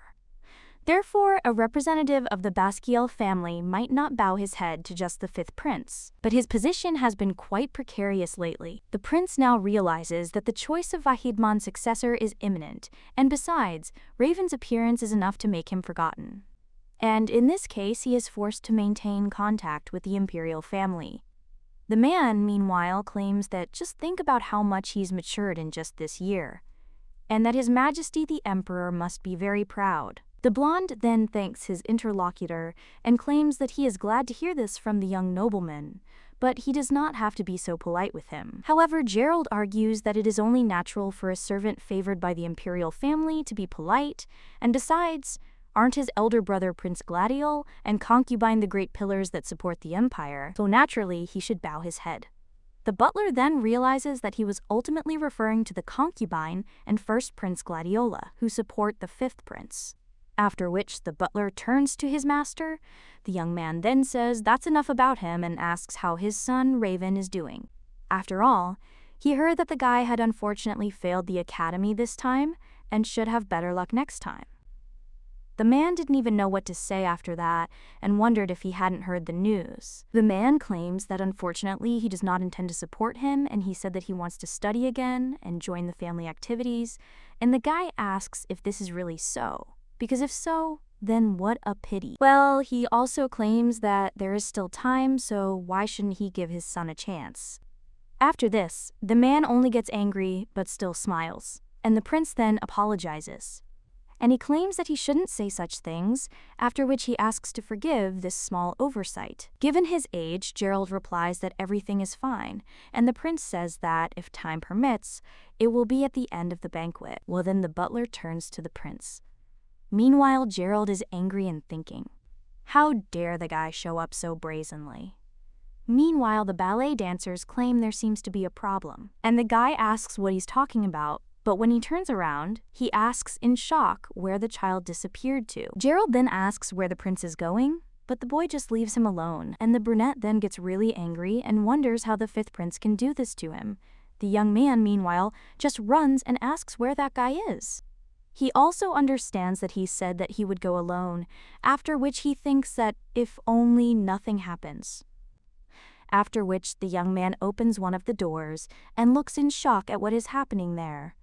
There he sees that same guy who, with tears in his eyes, turns to Ishmael. His Highness then asks what it is, but then hears Raven screaming for her to give him this guy. The main character, with a wound on her arm, replies that this won't do, and that he should stop right now. His Highness wonders what kind of girl this is, considering she seems so calm even in this situation. At this time, Raven asks who the girl is to order him around, but the main character replies that it is dangerous. After which, the young man simply asks if she knows what she did to him, and because of her, he has to sit locked up for 10 hours every day. He even lost the sword he treasured like his life, so he asks if the girl knows about it. Aizel just wonders why he keeps asking if she knows if he is to blame, and she didn't do anything like that and didn't force him to study and never threw away his sword. But the young man then screams at her to shut up because it was all her fault and everything happened because of her, so he asks why she continues to irritate him, because this guy was the first to push him and he was just walking and this guy pushed him hard. The young lady then claims that, judging by what she saw, he lost his composure, and Raven replies that it's all a lie and she's lying. Aizel thinks this is some kind of nonsense and doesn't know what to do. Meanwhile, the guy turns to her, and he tells the girl to give this guy up, because if she gives him up, he'll let her go. But the young lady then asks what will happen if she doesn't give him up. Then he'll leave a scar on her face, just like the one on her hand. Aizel realizes this guy has completely lost his mind, and the situation is getting more and more dangerous. After which the girl replies, "No way," and Raven asks who she is that continues to bother him, and also whether they know each other. Isel realizes that they definitely don't know each other and wonders if she should just leave. So she looks at the crying boy and thinks she has a bad feeling. The boy simply asks her for help. The boy then places his hand on her wound, and the main character lets out a small cry. She also turns to him and lifts him, which hurts, and then wonders why he's crying. Raven says they have no connection, so she should get out of his way. But the main character then says that she knows him and understands that she can't do anything, after which she claims that this boy is her boyfriend, just like Raven. So this young man is very surprised. Raven then asks what she's talking about, and the girl asks if he hasn't heard, claiming she said he's her boyfriend. His Highness is also shocked and wonders what the girl is talking about. But the main character asserts, in general, let Raven stop this hysteria already, because if he continues in the same spirit, then he'll have problems too. The young man then screams at her to shut up. And she also didn't dare tell him what to do, because if she dared to say another word in a commanding tone, he would plunge her into eternal sleep and that guy who was behind her back. Isel sighs after this and wonders what to do now. She also looks at the young man behind her, and looking at his leg, she's a little surprised, then asks if he's wet himself. The young man only cries.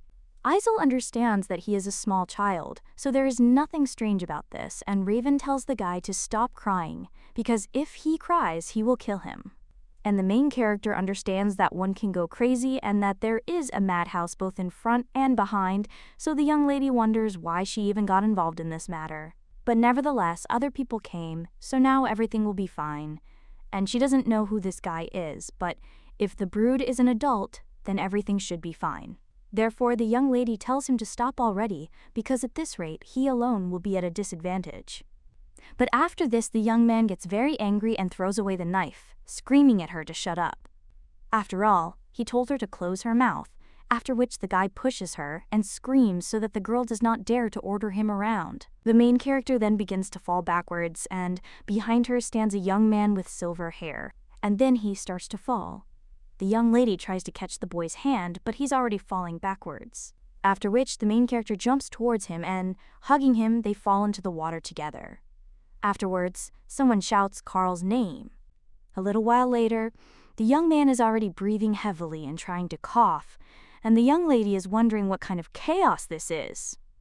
But she was only invited to a banquet, but in the end, her hand was cut and she fell into the water. The girl also understands that, as expected, she got involved in this matter in vain, but when the young lady gets up, then he suddenly feels ill and starts to fall. The butler then grabs the girl and asks if she's okay. And the young lady thinks that her head is spinning, and she wonders if it is because she fell into the water with a wounded arm.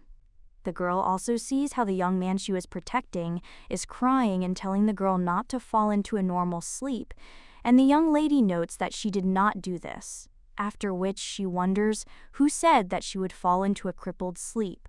After all, she is not going to do this so early, after which the young lady only closes her eyes, and the boy screams that she really has fallen into eternal sleep. That same evening, the young lady's father bursts into the room where his daughter is lying. One of the servants then claims, if a man behaves like this, he will find himself in a difficult situation, but the young lady's father simply ignores him and then immediately enters the room. He realizes that his daughter has cold cheeks and a pale face, and her clothes are stained with red liquid, so he wonders if they didn't even bother to stop the bleeding properly. The man also clenches his fists and understands that the girl is still a small child, so how could he send her to the banquet alone?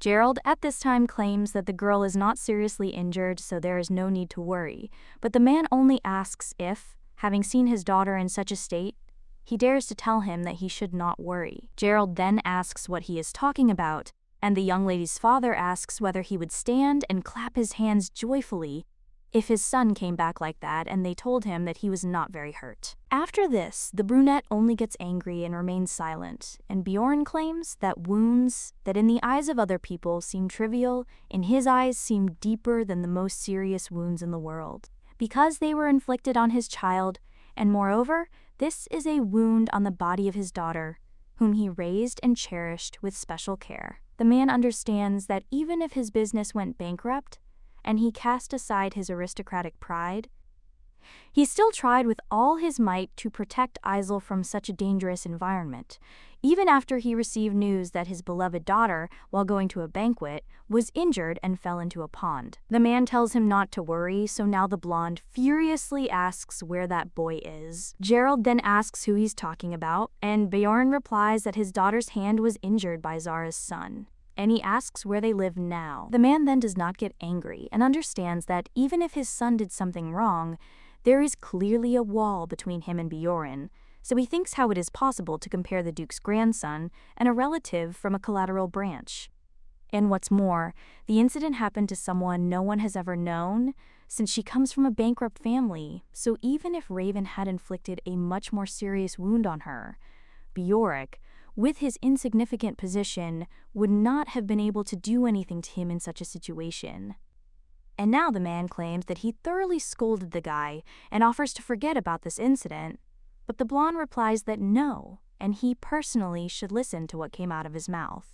Gerald then tells the guy to stop, but the blonde asks if he thinks he can do this in the current situation, but Gerald insists that the circumstances are different, and he asks if the man really thinks he's his equal now. However, the young lady's father loses his temper after these words, after which he grabs his interlocutor by the clothes and asks what is the difference between them, to which he only screams out what he is doing. However, the blonde then furiously asks how the hell he is different from him. Gerald realizes this guy is incredibly strong. And Bjorn claims she's his daughter. You can't even change your bandage. And he keeps musing on the subject of inequality, and he asks what the hell. The brunette then screams for Bjorn to let him go quickly. The young lady's father claims that if children do not repent of their sins, then it is the parents' duty to try to hide them as quickly as possible, and isn't that what they should do? Then the servants arrive and take the young lady's father away, and he only asks who he's trying to teach. One of the words then states that if the man continues in this manner, he'll create difficulties for himself, so he should try to calm down. However, the blonde at this time only says that they should bring Raven because he needs to personally hear what happened and receive an apology from him. The brunette then asks if the guy says he wants an apology after what he just did to him. And the young lady's father claims that, compared to how he treated the concubine's son, his actions seem quite appropriate. The brunette then insists that whatever he tries to say won't work, and orders the guards to come in immediately. The man realizes this is the ducal residence of the Bastille family. After that, someone enters the room, and Gerald realizes that even though he's right, he's screwed up. The brunette also says to arrest the guy for daring to grab him by the collar. He also threatened to send him to prison immediately. However, the man who entered the room claims he thinks Bjorn is quite capable of dragging Gerald by the scruff of the neck. After all, standing before him is the father of the child who stabbed his daughter. The brunette then turns around and is very surprised, and he asks if it really is his father. The Duke, meanwhile, is only asking what brought them there. He also straightens his son's clothes and claims that this does not mean, however, that he did the right thing. The blonde then turns to the Duke, who claims that they will talk to Gerald about it later. The guy then smiles and thinks that his father understands him, after which he claims that he is so busy and he does not think that he should waste his time on petty squabbles because he will sort it out himself. But the Duke at this moment bows and claims that he is very sorry, to which Gerald is surprised. The man also claims that the children are not to blame for the fact that their parents did not raise them properly, so he asks to accept his sincere apologies for this. Gerald then turns to his father and asks what he means and what is so important about this fallen aristocrat. Well, then someone claims that this is not a fallen aristocrat. After this, the man turns around and sees His Highness there, and he claims that this girl does not deserve such humiliating words. The man then asks why he is there and what he is talking about. The prince claims that he is talking about a knife, after which other people also enter the room, and the servants see this black cape and then realize that these are black lions, and they are Byron's knights. The boy himself stands in front of them, and Gerald understands that these knights are known for the fact that each of them can fight 5 warriors single-handedly. After which, he also looks at this boy and thinks why the knights of Archduke Byron follow this boy. But then he's shocked, wondering if Raven actually touched the Archduke's son. Meanwhile, the young man insists that this girl is more than just a girl. After all, she is his benefactor. Gerald is shocked after this and doesn't even know what to say. The young man insists that if he insults his benefactor again, he'll rip out the man's tongue. Gerald is then shocked to think about what the guy just said, and the young man insists he's more serious than ever. The young lady's father then looks at the man in shock. The Duke only smiles after this, but Gerald is shocked and very angry. His Highness then realizes that he shouldn't have brought the guy here, after which he wonders if the girl's temperature rose after she fell into the water. But he still understands that even if the boy is the legitimate son of Archduke Byron, it is dangerous to insult young Basquiel in the presence of the Duke himself. After all, if the Duke gets angry, then the real problems will begin. But the man only watches calmly. Gerald at this time claims that they must still be confused about what happened, and he should be careful with such statements. But the young man asks why this is so, and the man wonders if members of an aristocratic family should not be polite and courteous, and if these are not basic rules of conduct, even though he is still young. However, the young man claims that aristocrats do not apologize, and men ask what he is talking about, but the young man insists that he was simply following the rules of etiquette. He also says that he once again witnessed the Basquiel family's pride, and the dignity and etiquette that conceals threats against the archducal family, and the careless use of derogatory words towards the girl who saved him, are the standard of behavior in this country. After which the young man also turns to Isael and asks if this is not so, but the blonde then, in shock, replies that yes. His Highness also understands that the guy speaks so fluently and wonders if it is because he has a fever, because usually a young man is not able to utter a single sentence due to his shyness. And Karl at this time wishes the man to adhere to his principles in the future.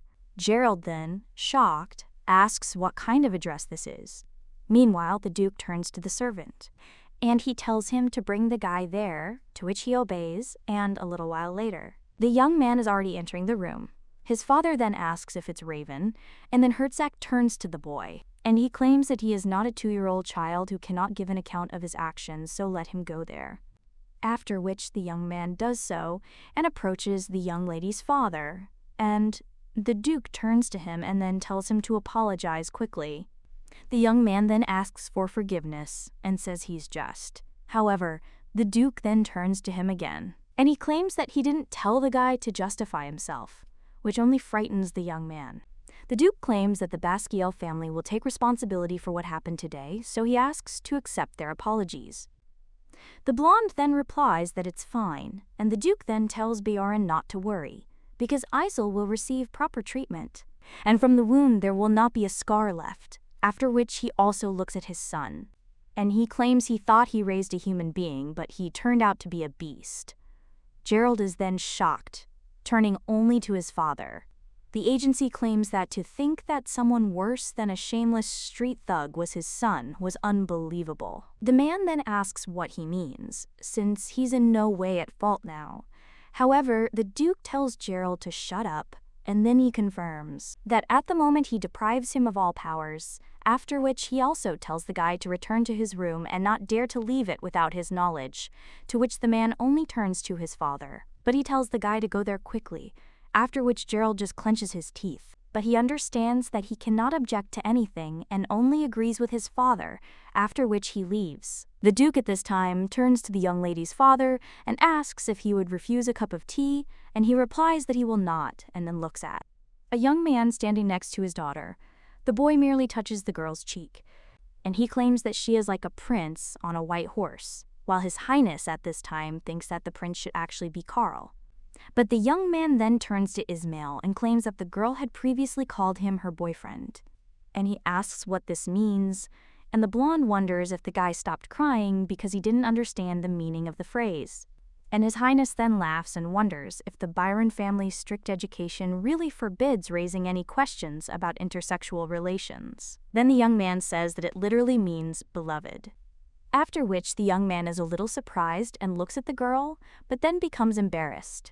And he claims that this is the first time he has had a lover, to which His Highness is shocked. After which he also turns to Karl and says that he's been thinking about what she said then. However, the young man then takes a strand of the girl's hair in his hand, and His Highness asks if the boy is even listening to her. And the young man at this time claims that this means that in the future they will have to get married. The blonde then wonders what kind of old-fashioned ideology this is, that two people absolutely must get married once they start dating. The young man then only repeats the word beloved once more, but then immediately falls onto the bed. His Highness then tells the guy to come to his senses and claims that he is all on fire. Raven follows her father at this point and then turns to him. Well, the man then asserts that he had never regretted so much that he had brought a boy into the world, after which the young man asked what he was talking about. And his father replies that the guy is pathetic and stupid, because not only that, he can't take care of himself. He also puts a spoke in his father's wheel, after which he also claims that he is sincerely sorry. That the boy is his child, the young man doesn't even know what to say after this. And then he just starts laughing, after which he asks if this is all my business and apologizes. After which he tries to justify himself, but the man understands that it is useless and he needs to urgently return and sort this matter out. The main character opens her eyes the next morning and wonders where she is now. The girl realizes that she definitely passed out after she fell into the water. But when she gets out of bed, she sees someone else lying next to her, and the young lady wonders why the child is sleeping there. Aisel realizes there are other rooms where he could perfectly well lie down. So she wonders why he's there, and he knows he'll definitely question him as soon as he wakes up. She also thinks he's holding her hand, which hurts a little. After which she gets out of bed and realizes that the guy must have been scared, so she decides to leave him alone because he is still a child. After which the girl realizes that her throat is dry and goes to the water. But then someone else turns to her and asks what is going on and whether she has woken up. It turns out it's His Highness, and he's asking if the girl is feeling better. The young lady then wonders why he's suddenly speaking informally. Well, she thinks that no matter what, the sensations are simply disgusting, and she's somehow tired. After which the young lady simply drinks the water without answering the boy's question. The young man only smiles after this. He approaches her and asks if her name is Aisel Latania. The protagonist replies that it is, then asks who he is. He doesn't claim that he is Ishmael. The girl thinks who he is, and if you think about it, it turns out she saw him before the fall. But then the two suddenly hear some kind of rustling, and when they turn around they see the boy wrapped himself in a blanket, after which they looked at him, wondering why he did it. The young lady then asked what he was doing there and whether he'd really been sleeping there all this time, and His Highness then removes the blanket from the guy, after which he only screams. His Highness turns to the young man and tells him to answer quickly, as the young man said he had something to say. The silver-haired man then turns to Ishmael and asks him to wait a bit.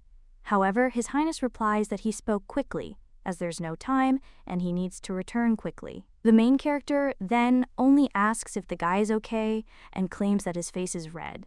Then he asks if he has a fever, and the young man becomes very worried and claims he has a slight cold. Aisel insists that this can happen after an unexpected fall into water, so he should go and rest some more. His Highness at this time turns to the guy and says that first he should introduce himself and let him come to his senses. The young man then, flushed, thanks the girl for saving him and claims his name is Carl.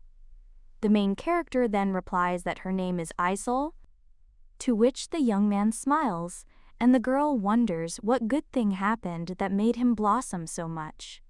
After which she also asks how old he is, and the guy answers that he is 8. And then he is about to say something as the young lady thinks what he is going to do. At this time, the young man says that then in about 12 years they will be able to do this, and the young lady asks what he is talking about. After which the young man asserts that of course he is talking about the wedding, to which the girl is very surprised and asks what he is talking about. And His Highness at this time cannot contain his laughter and then starts laughing altogether.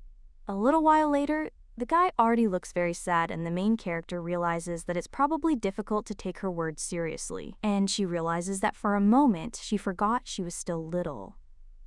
At this moment, Ismail turns to the dwarf and tells him to cheer up. The young man then answers yes, but then looks at the main character with tears in his eyes, and the young lady wonders if he really does have golden eyes. The girl realizes she's never met anyone with golden eyes before, and she's sure she hasn't, but she wonders why those eyes seem so familiar. His Highness turns to the young man and insists that time is of the essence, so it's time for him to leave and let him end with a farewell. The young man then apologizes and claims he must have misunderstood. But the main character then tells him not to apologize and claims that she herself created such a misunderstanding, so if he continues to apologize, she will feel awkward. The young man remains silent for a moment after this, but insists that if she suddenly has business in the Archduchy of Byron, she should definitely find him and be given a royal welcome. He also says that if she needs any help, she can contact him at any time. And since she saved his life, he'll definitely help her, even if it means giving his life.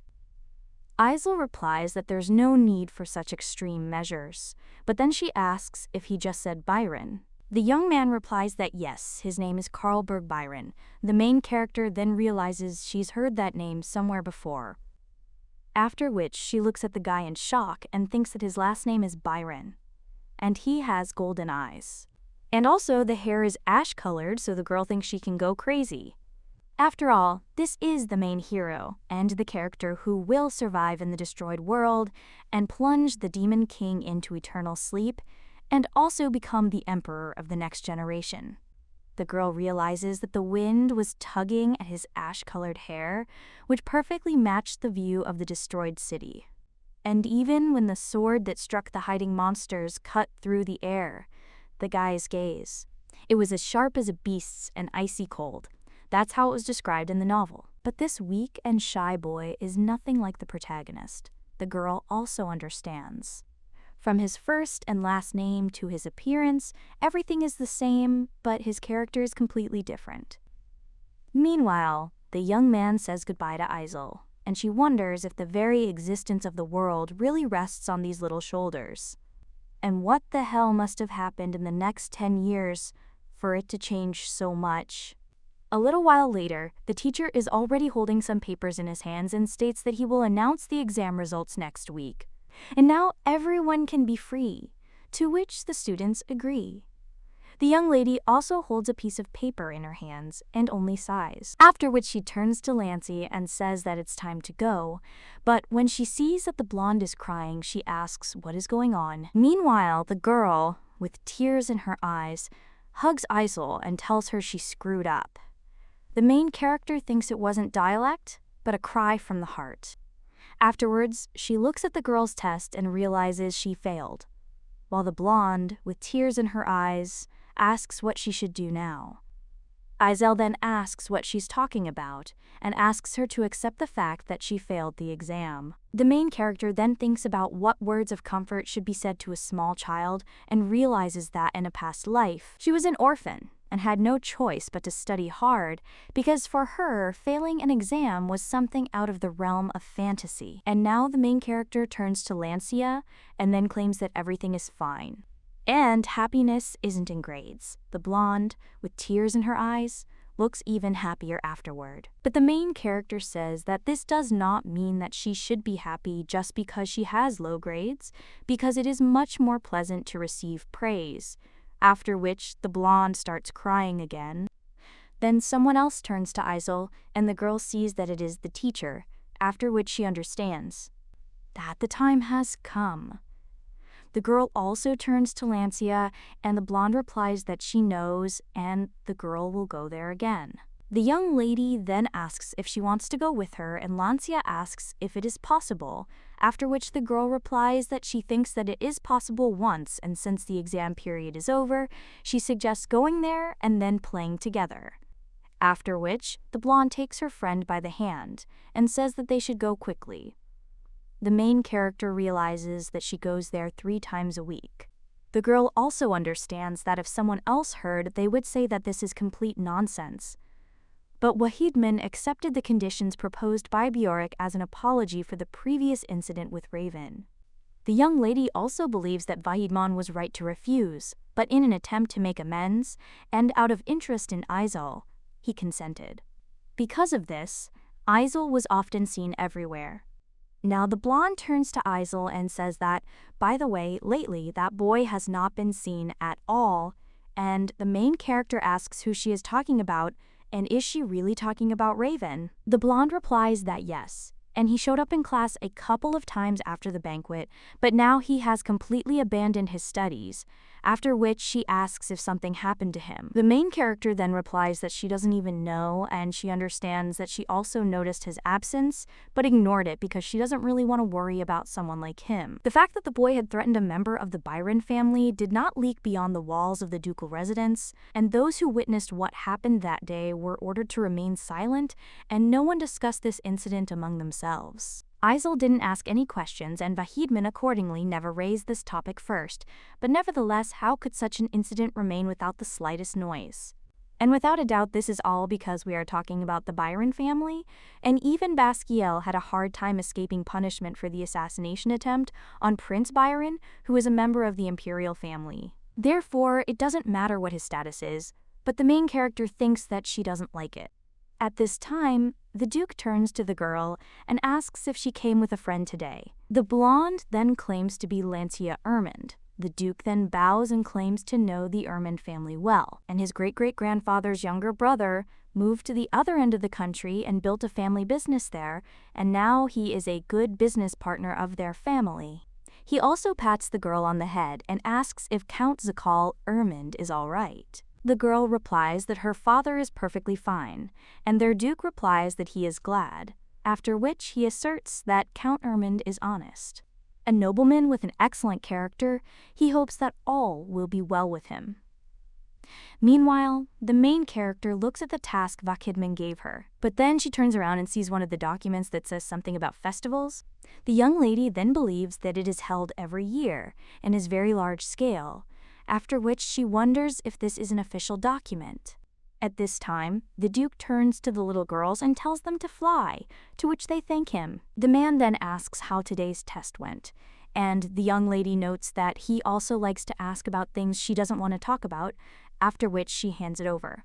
And the Duke looks at him and says that this means that now she is facing an exam and not lessons, and the young lady wonders where he came from. After which the Duke says for someone to come in, and when the young lady turns around. Then she sees a young man with blue hair there, after which she thinks how hot he is, he's handsome. At this time, the Duke turns to the guy and tells him to introduce himself, and he claims that he is Elias Yulgert Vegencel, and they can call him Lass. The main character then realizes that she has heard this name somewhere before, but then she thinks in shock. Isn't this the name of the main character? After all, in the book, the main character was in love with the main character, as were many other characters, and she was the only one in the universe of the novel who had a harem. The main character was very intelligent and had a good memory, and she was also a good marksman, and her muka skills were enhanced by spiritual power. Elias never needed help from men. Now the young lady thinks that she has a feeling that she had some important skill, but she cannot remember which one he wanted. He played a key role. And the girl also realizes that she hated this character. Elias Holgert ultimately fell into eternal sleep at an early age because of that which was in league with the enemy. She did it not because she wanted to, but because her younger brother was taken hostage, so she had no other choice but to give out important information to the enemies. And she never got over her guilt and committed suicide. So now the girl wonders who will love the main character, who in the end plunged into eternal sleep, but now she is wondering why she is presented as a boy and not as a girl. And maybe it's the heroine's younger brother who simply shares her name. But she still understands that there must be a 10-year difference between them. Elias asks why the girl is looking at her like that. The young lady notices her staring, then apologizes and claims that the man is simply very handsome, and she realizes that means it can't be her younger brother. Meanwhile, the blonde thinks that this guy really does look incredibly handsome. The lady with blue hair then thanks her for the compliment, but claims that it is not the most suitable for men, and the main character wonders what the big deal is if she called the man handsome, or if the girl deliberately reacted so sharply so that no one would guess.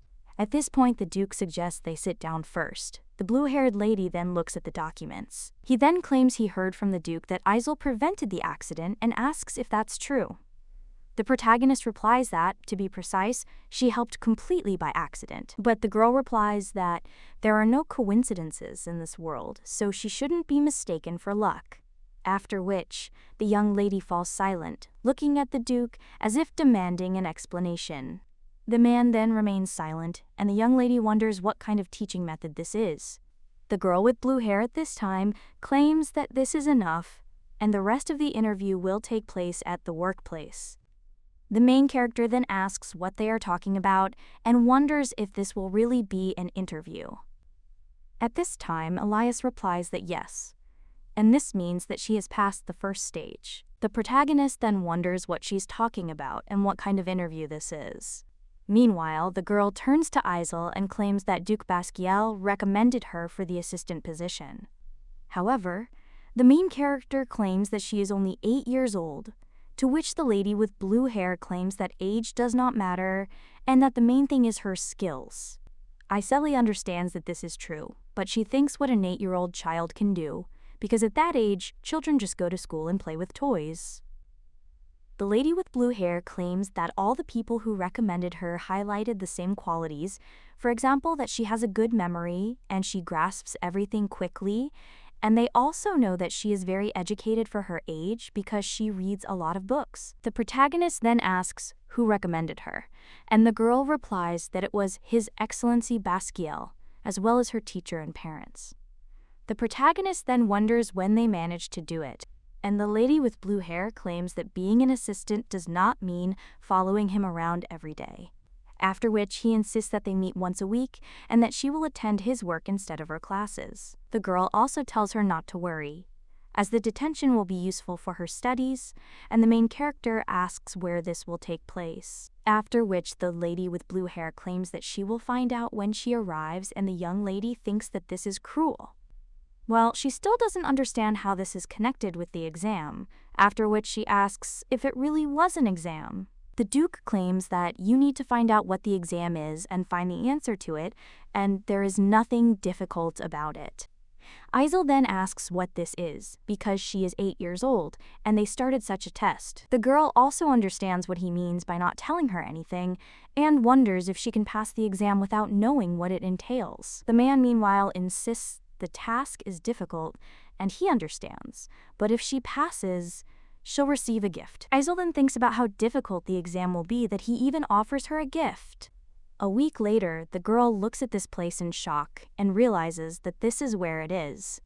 After which she asks if she needs to go there, and the lady with blue hair replies that of course. Isel wonders if it's okay to take an 8-year-old child into the mines. She also understands that working in the mines is very risky, and by law, only adult men are allowed to work there. During the slavery era, only slaves worked in the mines, and when those troubled times passed, only adult men began to be hired. The young lady holds the head protection in her hands and understands that this is physically hard and dirty work, as well as periodic work, so she thinks what a little girl is doing in such a place, and the same applies to Elias, who is dressed as a man. And most of all, she doesn't want to breathe dust, because it's very harmful to her health. Elias then asks the young lady if she's been told what he does, after which she takes a book out of her bag and claims that she will now demonstrate it to her, and claims that her job is to create maps. And she creates maps by walking through places where there are no roads yet, or where they haven't yet been mapped. And this time, he was tasked with mapping the mine. Isel realizes that she remembered, and this is a distinctive skill that the main character has, whom she could not remember everything. Elias's animism skills were not outstanding, but she had new and unique methods of working with spiritual power. For example, she could imbue arrows with spiritual power or create and read maps. Elias served as a compass for travel where there were no maps or roads, and this talent blossomed within her from childhood.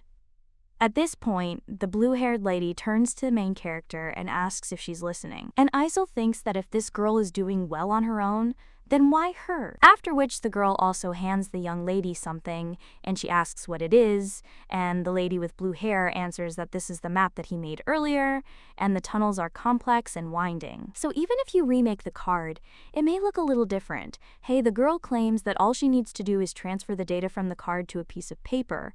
Isel wonders if it's best to entrust this to an adult. She also wonders how anyone can entrust such an important task to children, one of whom isn't even 10 years old. After that, she wonders if anyone in this country knows anything about labor laws. Isol claims that she has never done anything like this, and asks if she can help. But the blue-haired lady insists it's not difficult and she'll handle it perfectly. She also insists that going into the mine itself would be very dangerous for her, so she should stay there. She will then return to her, and the main character thinks whether this means that she will not need to go in. At this time, the girl offers the lady to sit there because she will be there soon, to which the main character agrees. But then he thinks if everything is okay with this girl, since it seems like she didn't do anything bad, therefore the main character does not understand why she should hide her gender, but the problem is not even that she is a girl, and then she thinks how a child can do this. The young lady also understands that she does not ask Elias personal questions like why she is dressed as a man or what kind of relationship she has with Vahidman, because this can be a difficult topic, and now the girl understands that she needs to focus on something else. After which, the young lady tries to move the map and realizes that there is more work there than she thought. The young lady is also trying her best, but suddenly she hears some rustling and wonders what it was. And also, did the earth move? But then the young lady hears a complete rumble, and in shock, she wonders if it could really be an earthquake. But the girl also wonders where it came from, and then realizes she needs to hide quickly. When the young lady leaves the tent, she thinks it's very dusty. But when she looks at the workers, she's like, then he wonders why they are so calm, and isn't an earthquake the worst natural disaster in the mines? Isol understands that the earth could collapse, and besides, Elias is still in the mine. Well, then the girl turns to her and asks what the young lady is doing, to which the main character gets scared. After which she turns around and asks what it is and how she got there. But Elias insists he came out of a different tunnel and that there are at least 3 of them in this shaft.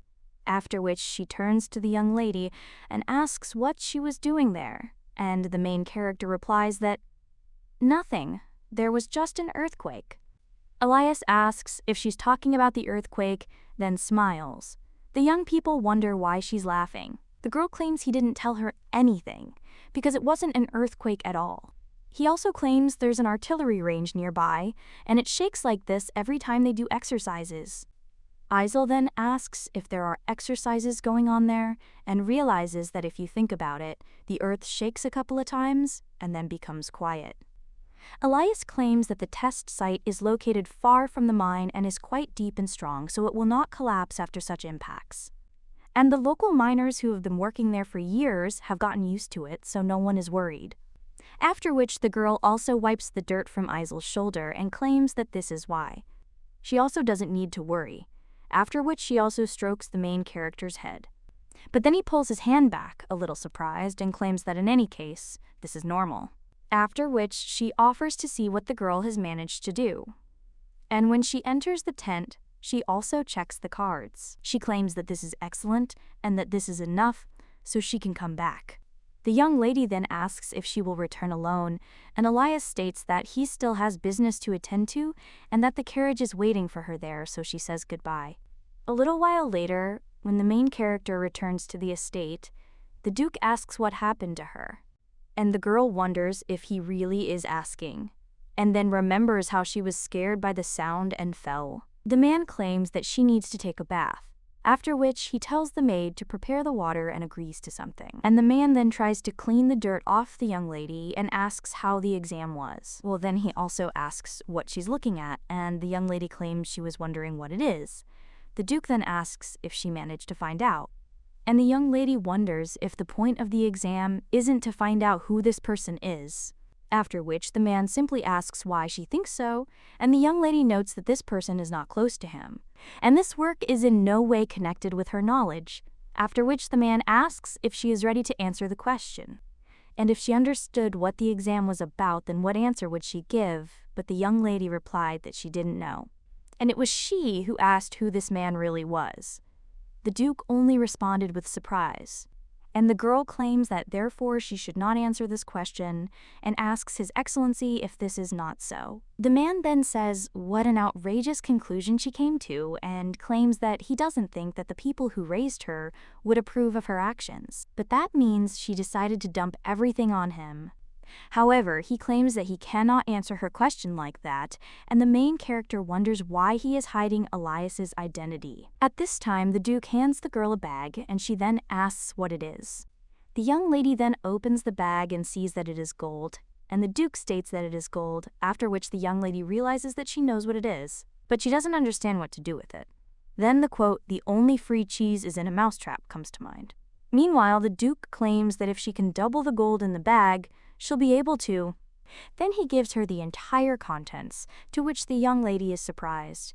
But the man then asserts, what if she loses all the gold? She will never be able to set foot in this mansion. The young lady then thinks it's the grumpy old man at it again.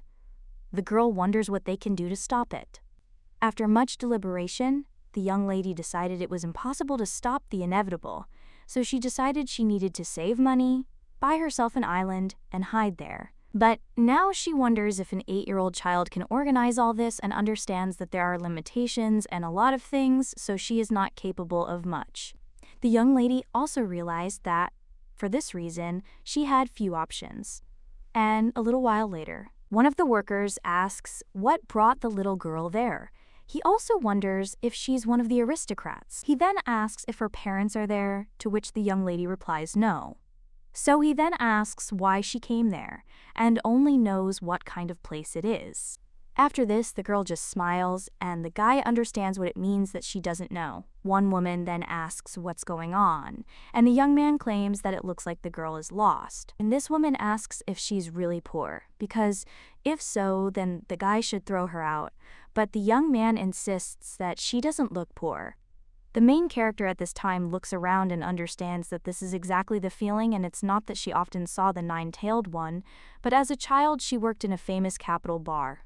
There was a bar where people with money who wanted to hit the jackpot went, and when she worked there, she heard a lot of different stories and learned about the 9-tails there. Unlike other information guilds located in dark, gloomy places, these people are located in a busy area. And now the young lady, watching one of the waiters, realizes this is definitely the place. One of the workers then asks, what if the girl is from an aristocratic family? That's why he claims that we need to check first, but then, in shock, he asks where the child is heading. And the main character at this time approaches the young man with red hair and looks at him with a smile on her face. The guy then asks if she needs something, and the main character understands that he is using a polite tone and does not call her a child, after which she only shows him to come closer. The young man does so, after which the girl asks if he is Vesemir Winston. The man then asks if she knows him, and the girl realizes it is him, after which he addresses him as the 9-tailed beast, to which the guy is surprised. And the main character then says that he is a 9-tailed beast who will do anything for money. After this, the guy just looks coldly at the girl and then drags her and tells her to follow him. One of the workers then asks in shock what this is and where he is going, because they need to work. A little while later, the girl is already sitting on the couch, and the guy then turns to her. The main character, seeing his gaze, thinks what she should do, and she is a child after all, and she does not need to create an atmosphere conducive to negotiations. After which the young lady just smiles and the guy asks who sent her, to which the girl replies that it was Isolatanya, and the man asks who it was. And the girl replies that it was her, and the guy wonders if he just misheard, after which he asks if she thinks that now is the time for jokes, but the young lady replies that it is not a joke. The young man with red hair asks if this is true and claims that then he will ask again why she came to him, and the young lady notes that it is in order to meet him, and the guy asks how she found out and found him, and also who sold her information. But the girl with a smile on her face replies that Isel Flying did this too. The red-haired boy only gets angry after this and wonders if the girl is making fun of him, after which he claims that he doesn't know what the child is thinking, but if she doesn't tell the truth, she could be in big trouble. And if she doesn't want to know what he's talking about, then it's better if she answers his question. But the girl insists she answered everything honestly and asks why he doesn't believe her.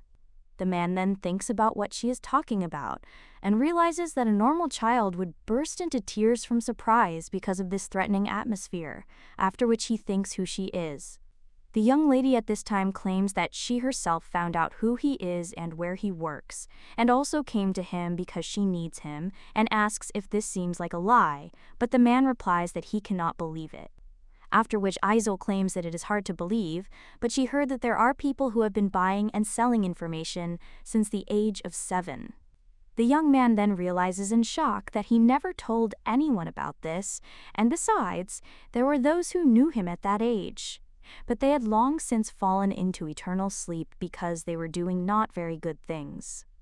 Well, then he thinks how the girl knows about him, after which he asks who she is and how she found out about him. And is she really God? What does the young lady lack? She understands that Kilium. She is the goddess of daggers, beer, and betrayal, and Vesemir was her ardent follower. The girl also thinks that, if you think about it, the nickname of the nine-tailed wolf came from the wolf that Kilium raised. And the girl thinks that, as she understood it, Kilium wanted to protect herself in this way, but nevertheless, people usually ask who could have leaked the information. And this one went to such an extreme, and now the young lady understands that at least she won't have to explain anything to him, after which she just smiles. And she claims she came from Kalium after a revelation. The girl understands that this is, of course, a lie, but since she read the book, that means she has revelations from the author.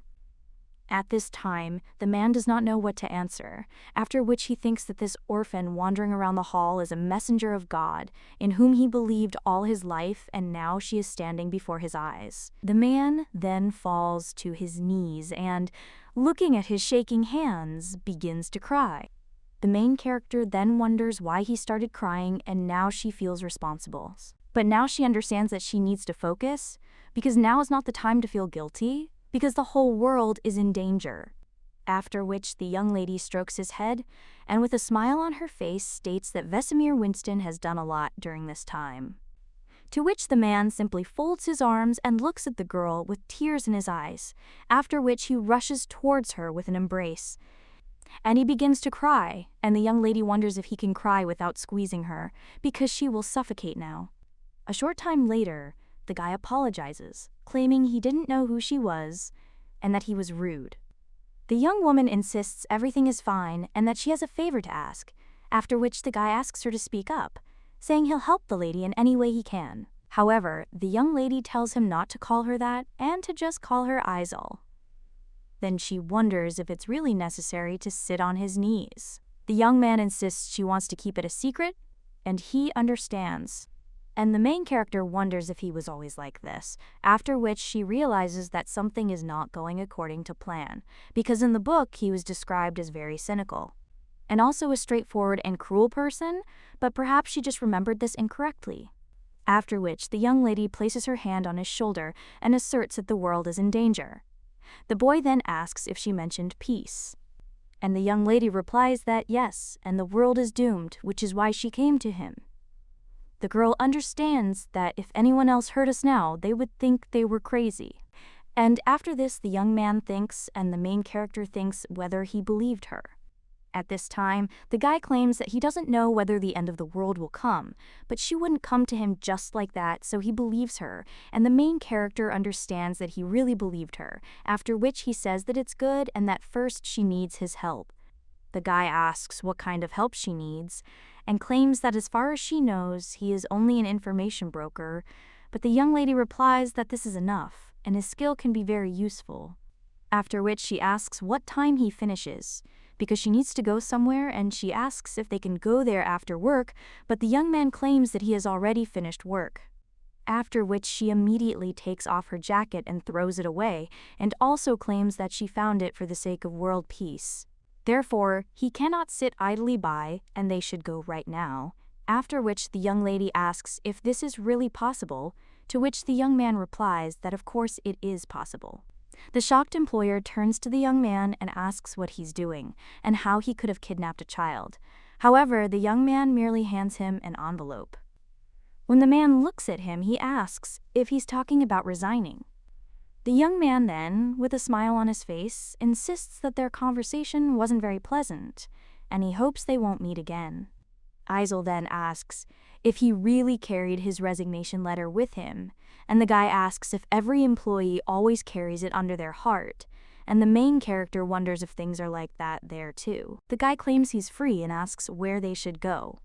The young lady then points them in the right direction, and she hopes she's found the right person. But whatever's done is done, and the main thing is that everything works out. The young lady also understands that where there are many different trade offers, and the place where the big money is the largest investment company in the capital. The red-haired boy then asks if they've come there and claims that it's an investment company, but he asks if they shouldn't be saving the world. The girl replies that this is true and invites him to come in, to which the guy agrees and thinks that this means it is necessary.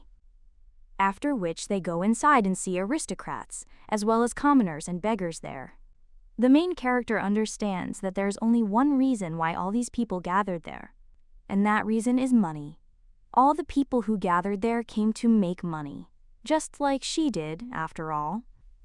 After which the girl remembers the words that if she can double the contents of the bag, he will give her all this gold.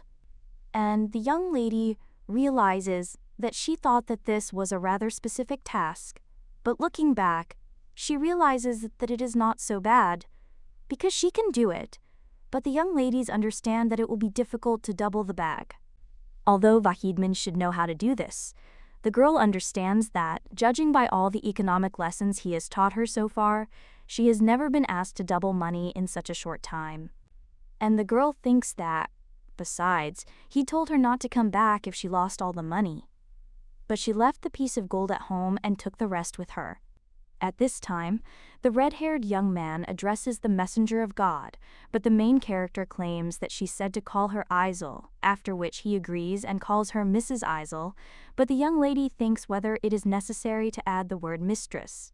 After which she realizes that it seems better not to discuss this and leave everything as is, after which she points to one side and the man asks if she wants to invest there, to which the young lady agrees. But then the guy asks why, and the girl claims that she needs money.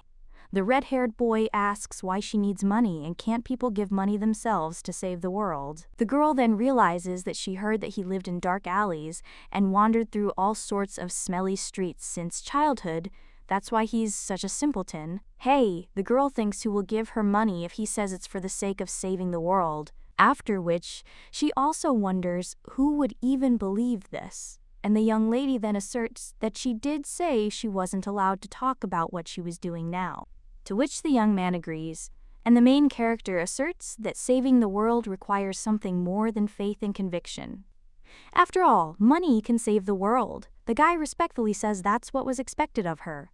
The young lady then looks at all this and realizes that she only knows what will happen in the distant future and not in the near future, but this does not mean that she will not be able to choose a good investment. Then she thinks about hunger and realizes that the end of the world won't happen overnight. It's often called the 1 in 10 or 1 in 100 rule.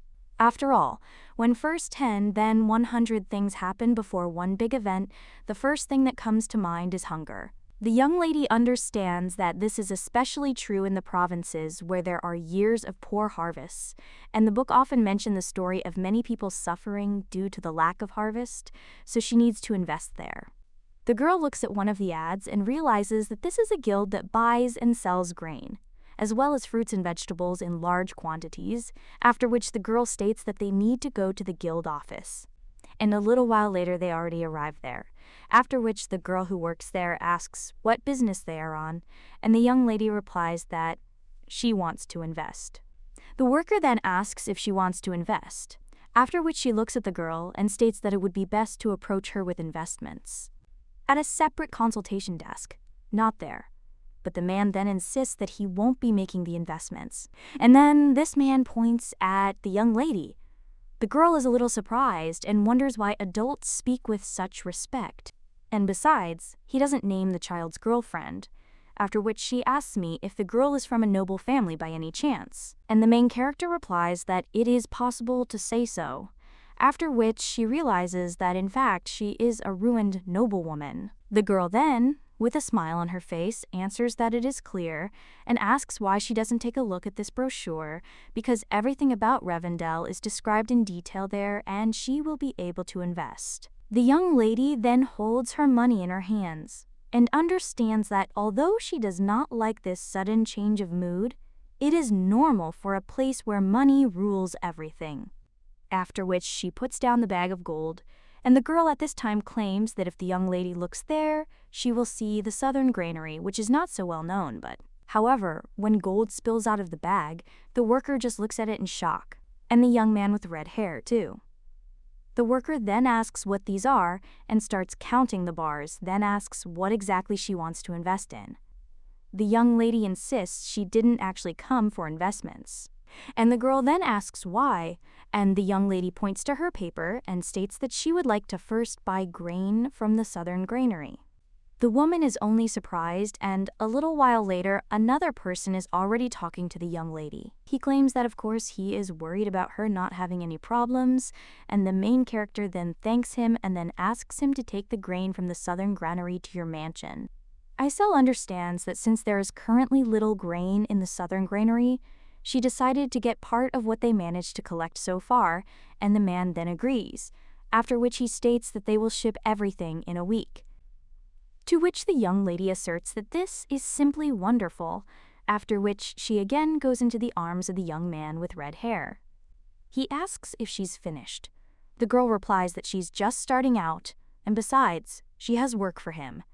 After that, the guy asks what kind of young lady this is, claiming she needs to spread the word. The young man then asks if she wants to spread rumors to sell the grain at a high price, and then says fine, and then he'll spread the rumor that there will be a poor harvest. But the young lady then asks how many people will fall for that, and ultimately the price will still remain the same. After which the guy asks what he needs to do then, and the young lady just smiles. After which he claims that it is necessary to spread information that a large festival will be held in the capital. And the man asks what she is talking about, and also thinks how the festival will affect the price of grain. And the girl just replies that yes, and let him say that the festival will be so grand that people from other countries will come to it. The young lady also understands that the festival and grain, like beer and bread, are inseparable things, and that much work awaits them in the future. When the young lady's father sees all this grain, he asks what it is, and the girl replies that it is grain, and the man replies that he sees it himself. But he asks why the grain was put into storage, after which the young lady claims that it is because she bought it, and the man asks if she really bought all of it. Then he asks with what money. The young lady also understands that the Spencer family, whose business had failed and who were desperately poor, could barely afford to eat a single grain of grain. And for a long time they survived on some rare soup and stale bread, but it seems that now things are going differently, and now that the girl works as a secretary in the Basquiel family. Then he thinks that she no longer has such problems, after which he wonders if the girl really used money that he doesn't know about. After which he asks if someone really gave her money. He also understands that sometimes people use children to transport money and launder it, and since these people usually deal in fast-moving goods, they can slip her grain. The young lady then thinks that it seems her father is worried about her, after which she claims that the Duke gave her this money. The man then asks if she is talking about Duke Basquiat, and asks if he gave her money. The young lady replies that yes, and he gave her a task, the essence of which is to double the gold she received, so if she loses everything, she will no longer be able to receive his instructions. The man then realizes that he already vaguely understands why he should give gold to Isel and even ask her to double the amount, but in order to invest correctly, sometimes you even have to go into debt, and he wonders if this isn't too difficult a task. After which he asks if this is why the girl decided to buy grain, and she nods. The young lady also points to one of the bags and tells them to move it to another place. The man understands that grain is very cheap, and unless there is a natural disaster or something like that, then the prices for it have risen and fallen equally, so doubling the price of grain is practically impossible, and he thinks about what to do. At this time, the young lady's mother strokes her head and asserts that it seems that Isel's mind has some kind of plan, to which the girl agrees, and her mother claims that it would be better if her father stopped worrying about Isel and asked how he could help, but the man agrees. Then he asks if Dad can help with anything, and the young lady replies, yes. The man then asks how he can help, and the main character just hands him some paper, and the man reads what is written there. It says there is a water mill, a flour mill, and a malt cellar. After which he asks what all this is, and the young lady claims that she wants to deal with people who do this kind of thing. After which the man looks at this in shock, and the young lady's mother at this time has a smile on her face. He says what a great daughter she is. The father also looks at his daughter and smiles, then thinks, what could possibly go wrong? A short time later, the Duke receives a report from one of the servants. Then he asks if the girl actually bought the grain. The servant replies that she did, and quite a lot. She also bought grain from the southern granary with his money. The Duke then reflects that he never taught the young lady such a concept. Isel was taught simple economic concepts, and the lessons didn't include any complex investments. So now he's wondering if the girl knows the concept of buy and then invest, and also give her grain, which has a low turnover rate. After which the Duke smiles and says that this child still acts unpredictably. He also claims that he thinks the girl can handle everything herself, so they shouldn't interfere. To which the butler agrees and understands that the Duke has been smiling a lot lately, and this is the first time he's seen something like this. The Headman then turns to the butler again and asks what Gerald and Raven are doing, and he replies that Raven undergoes daily training so that the situation does not happen again, and young Master Gerald. He doesn't do anything, and the Duke then asks if that means he stays in his room all the time. The butler replies that yes, and that he even eats there, and hasn't left his room since the Duke put him on probation. At this time, Vakidman thinks what a pathetic guy this is, and yet he is greedy and also very capable. Therefore, he outranked Enoch despite being younger. However, the man rated Enoch higher than Gerald, because he's better at achieving success, between Gerald, who always chose the safe path, and Enocom, who sometimes chooses the winding path. There is a significant difference, and it is that Gerald showed the appearance of a typical aristocrat. The weak before the strong and the strong before the weak, that is why he strikes. That's how he gets them. Hey, he would like the child to be at least half like him. At this time, one of the workers, in shock, asks if they want to sign a contract for the watermill. The main character understands that initially, anyone could use watermills if they paid money, even without any contracts, and that watermills were rented, so they are not in great demand. Well, now the guy asks why she wants to sign a contract, and the young lady answers that it is because she needs it, but the man then claims that she can use the watermill without signing a contract. You can simply pay and then use it. The main character claims that she knows this, but she still wants to sign a contract and will make an advance payment. The man then considers whether it makes sense to sign a contract with such a small mill, and even pay in advance. Then he asks how much she wants to pay, and the young lady shows how much on her fingers, and the man looks at this and thinks whether she is talking about 2 silver coins. The guy also understands that the amount is not small, but still wonders why he is upset. However, when the main character pulls out 2 gold bars and asks if that's enough, the guy is simply surprised, and another worker cries out that of course that's enough, and if she says when they need the mill, they'll free up a week, and might even give her a whole 10 days. The man is also happy and thinks that if he turns the mill for a week, he will get a maximum of 20 silver coins. But here, he gets 2 gold coins. The main character just smiles at this point, and a little while later, she's already holding it in her hands.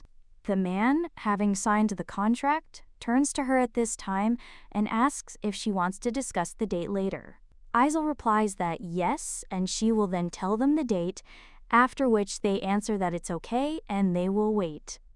The father watches his daughter at this point, but then asks if it's really necessary to buy all these mills. The girl replies that yes, he'll understand later what all this is about, but then she also asks where the places he mentioned earlier are. Her father replies that the snag is already ready, so they can set out now. And the girl, with a smile on her face, says that then they should go faster. Then she takes her father's hand, and he just smiles and, looking at his daughter, wonders what that little head is thinking about. Time went on as usual, and a little while later the blonde turned to Isel, and with tears in her eyes she asks what happened. The main character then asks what she's talking about, and Lancia claims that the girl was gone for 2 weeks and, besides, she didn't even write to her because she didn't even know what to think. And she thought that this idiot wanted to do something to her again. But what if she found out it was him? She would have grabbed this guy and torn him to pieces. The main character then tells Lancia to calm down and insists that nothing happened to her. But the blonde then asks if it's true, and the main character replies that yes, and she's fine. After that, they think that when this girl gets angry, it scares her. At this time, the blonde asks why her friend skipped classes, and Isel replies that she had things to do. After which he points to the workers and says that these are the ones, and the girl at this time asks how these people are connected with that she wasn't in class. She replies that it's because the Duke recently gave her an assignment, and the blonde, looking at all this grain, thinks what to do with it now. And after this, he comes to a slightly strange conclusion and also asks his friend if she is really engaged in slavery. The main character then replies in shock that no, and asks what she is saying, and besides, slavery was abolished long ago. After which the main character claims that, simply put, this will be a resale of the goods. The blonde asks what this is, and the young lady understands that this is too difficult a concept for the girl. After which he tells everything, and the blonde asks if the girl has stocked up on grain to bake a lot of bread, to which the main character agrees, claiming that she does not know if it will work out. Lancia then claims that her friend will succeed, and the young lady asks if that is really true. The blonde replies that, of course, it will work out because she has never seen anyone smarter than her in her life. Isel then smiles and strokes her friend's head. The girl then smiles. But she still remembers something and claims that teacher Velen told her to come tomorrow if she has time. The main character then asks why, and the girl replies that she doesn't know and he asked her to convey his words. Isel wonders why Velen is calling her and wonders if there were any mistakes in the last exam. Meanwhile, the blonde asks her friend if she's going somewhere else and insists that she even changed into other clothes. Isel replies that she is and that she needs to go somewhere. Lancia then asks if she can go with her, and the main character replies that she can, but it is dangerous. The girl also looks around and sees knights in one of the windows. Then she understands that these knights are watching Lancia, and Isel understands that they don't need the mercenaries to follow them. After which he just smiles and says that then they can go. A little while later, the blonde, already in shock, turns to her friend and then looks at this whole place, and he gets scared. The other people there are wondering what these children are doing there. At this time, the main character approaches one of the men and asks if his name is Rebecca. The man then replies that this is his wife and asks if the girl knows her too. And is she really the child she hid from him? Isel replies that no, and unfortunately she doesn't have such a secret. After which the man replies that this makes him happy and shakes the girl's hand, and the main character confirms this. She heard that her uncle is the most famous moonshine producer in the capital, and asks if it's true. The man asks who told her that. The girl insists it was written in large letters on the door. He then asks why the girl is asking and whether she really needs moonshine too. He also claims that the young lady looks like a noblewoman, so he doesn't think she'll need some cheap booze. However, the young lady replies that it is just the opposite, and it seems that her uncle needs her. After which the man is a little surprised. Everyone in the room is also shocked. After which they take food from the table and throw it at the man, screaming what a piece of trash he is. One of them claims that he understands that he has always liked women, but this is already too much, and he said that this would happen to him someday. The young lady then realizes that, judging by the fact that these men have been drinking moonshine since the morning, she didn't even expect any other reaction. But At this time, the man asks what these psychos are doing and then tells them to stop. At this time, someone else comes into the hall and asks what is going on there. The man then realizes that it is Rebecca and claims that she is just in time. He doesn't know why, but these two girls came to him and said he needed them. The woman then asks him what he's talking about, and the guy replies that he himself doesn't understand. After which, the brunette approaches the girls, and he asks who they are. But the main character turns to her and asks if she is Sister Rebecca, to which the woman is a little surprised and asks if she called her sister. After which, she becomes a little embarrassed but then leans towards the girls and asserts that yes, she is Sister Rebecca. After which he asks who this young lady is. He notes that her name is Isel, and she came to her sister to help her. She also claims that sooner or later they will need to make a lot of moonshine. After which, she also tells the woman to contact her, after which she hands over her business card. Rebecca looks at her a little surprised and asks if that's all she knows, and the young lady replies that yes. And the brunette claims that in this case, unfortunately, she will not need the girl's help because she already has a source of supply. Isel claims that she knows, but says that she will still be needed, so the woman should not lose her contact. After which she comes out and states that they will go then and tells Lancia to follow her. The woman then looks at the business card in her hands, on which she writes cooperative agriculture, and the main character comes to the teacher that same day, but he just sits and drinks tea. The girl realizes that 5 minutes have already passed, and she knew that Velen was looking for her. But she still didn't find out why, and the young lady wonders what he wanted to talk about, and whether there really was some problem with the previous test. The girl also thinks whether she should be the first to start the conversation, or whether she should wait a little longer. Meanwhile, the man turns to her and claims he'll speak first. Then he asks who she really is. The young lady is a little surprised by this question. The teacher, however, claims that at first he thought it was a bit unusual. After all, she is a child who is simply smarter than everyone else. But after this exam, his opinion changed. After which he asks if the girl is special, and the main character wonders if she is some kind of mutant. Velen asks her what she has to say about this. The young lady then clutches the dress in her hands, and she realizes that the man seems to have noticed something. The teacher hands her a test. Then he asks why she got everything right but wrote down the wrong answers. The man also understands that if there had been a brother once or twice, he could have chalked it up to chance. But now it is clear that it was intentional, and the young lady then says that it means we are talking about the exam, and the girl wonders if he really checked the sheet with the decision. And this is surprising, because the teacher does not have enough time for research, let alone testing any particular student. At this time, the man asks why she did this, because she could have solved the problems. And the girl understands that the reason is simple, and it is because she should not arouse interest. Because children are not yet capable of answering all these questions correctly, and they are not yet expected to be able to earn money or, in principle, be useful. In addition, many said that the test was difficult, so she did not want to stand out from the others and deliberately did it so that the grade would be lower.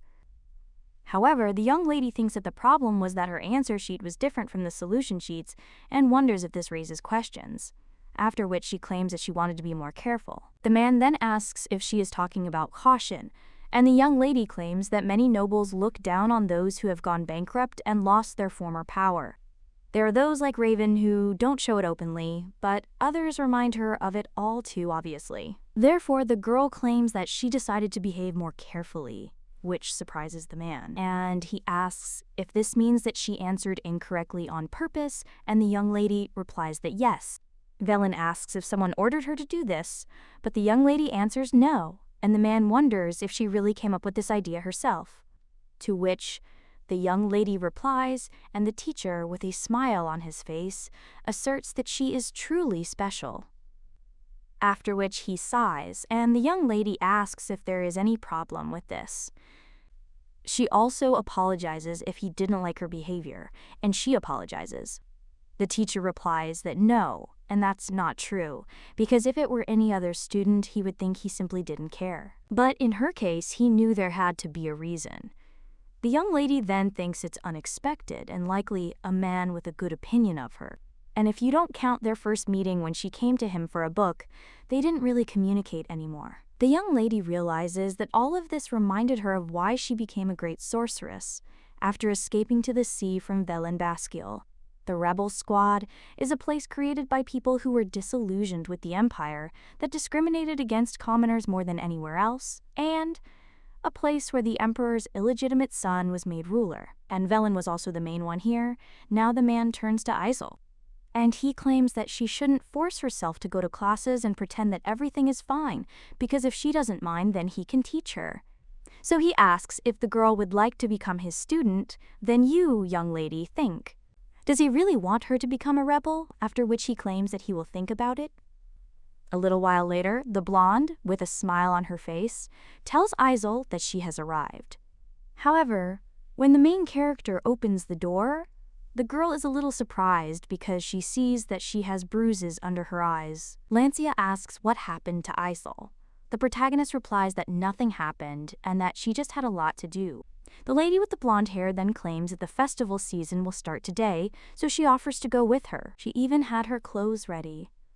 The blonde then realized she'd never been to a festival with a friend before. And this festival is twice as long as any other.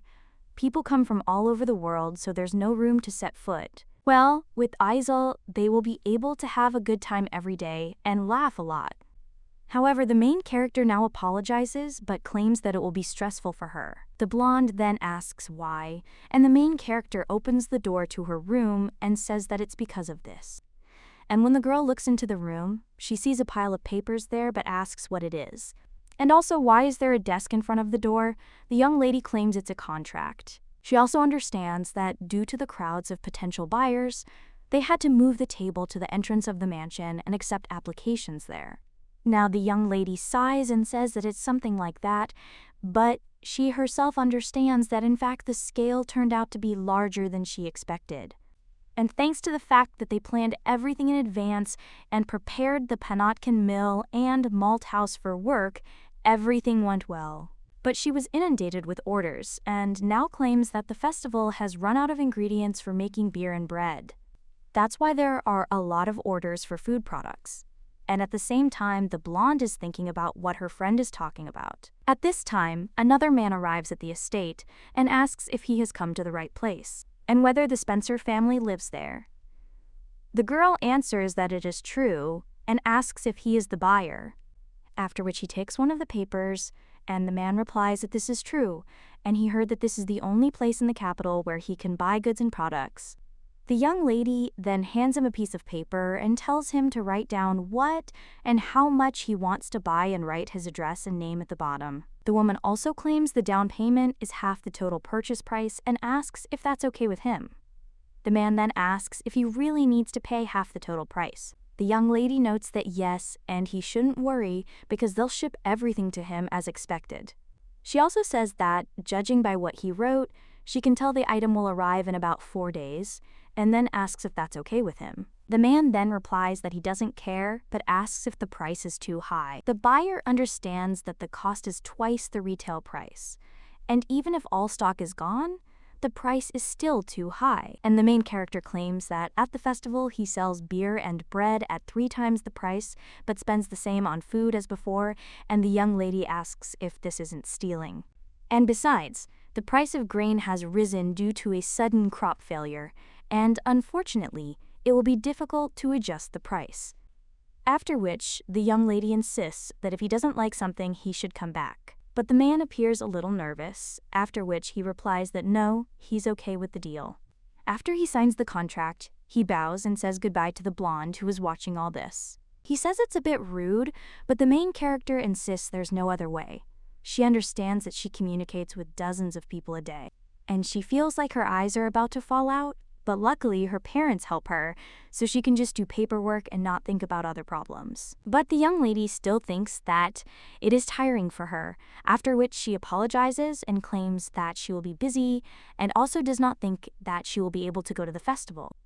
And besides, her mom and dad help her in the field and she can't go alone, but it's fun. At this time, the blonde is thinking about something, and when she looks at the papers, she asks if her friend will be able to have some fun. If you finish with all this, and the young lady answers yes, but claims that it is not so simple. The blonde at this time turns to Freddie, and when the night approaches Miss, then she orders him to call people, to which the guy replies that he understood her. The main character then thinks what he understood, and the blonde at this time looks at the young lady and claims that she will help her. The young lady's father puts down one of the sacks and sighs. He realizes he's been working non-stop since morning. But he doesn't see the end of the work and understands that when the warehouse was closed, they already had a shortage of labor. And now, they just don't have enough extra hands, and it seems to him that he will lose consciousness sooner. Then all this will disappear. But he still thinks that nevertheless there is no time to rest now. After all, this is the business of his beloved daughter, who, among other things, is thriving. And the girl should not miss this opportunity, so the young lady's father understands that he must carry at least one more bag, even if he has to break his bones to do so. Well, at this time, someone comes up to him from behind, after which he apologizes and asks, "Is the man, by any chance, Viscount Spencer?" The guy replies that yes, it is, after which he wonders if someone is trying to rush him again. However, it's the guy with purple hair. He says he is pleased to meet you and claims that he is Baron Barrington and that he has come at the request of Miss Ermond. The young lady's father then asks if he is talking about Count Ermond's family, and he replies that he is. And the blonde wonders if this is really happening again, but it wasn't just commoners and merchants who needed supplies. After all, even the nobles who received guests from afar experienced a shortage of supplies, so occasionally the nobles turned to them for grain and flour. The young lady's father realizes that two such people have already come to him today, and he wonders if another one has come, after which he asserts that if he wants to buy something, he needs to go to his daughter's mansion and not there. But the man then claims that it was from there that people were sent to him, and the man asks what he is talking about.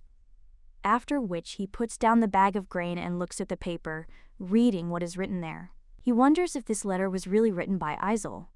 The purple-haired boy asks if the man has verified it. And when the young lady's father answers that yes, the Baron snaps his fingers at the same moment. Workers arrive and begin hauling grain. The young lady's father watches in shock. And the Baron, with a smile on his face, says that from now on they should leave it to them. The main character at this time, she wonders if this was really possible, and thanks to Lancia, she was able to free herself from the table where she had been sitting for several days. The girl recruited competent and reliable people in noble families to help. The poor couple's situation was quickly resolved thanks to these people coming to the parents' aid. Lancia's help dispelled any fears that they were critically short of people. At this time, the blonde turns to her friend and claims that she bought it where there was a long line. And everyone said it was delicious. The main character then asks if she got it there, and the blonde replies yes and asks if her friend knows the place. Isel replies that yes, and she understands that she knows, since she was delivering groceries to them. The young lady also understands that the festival is proceeding as usual. Meanwhile, the blonde claims that her father said that the banquet at the Imperial Palace has been going on for 3 days already, and it seems that he also goes there every day, which is why he is so busy.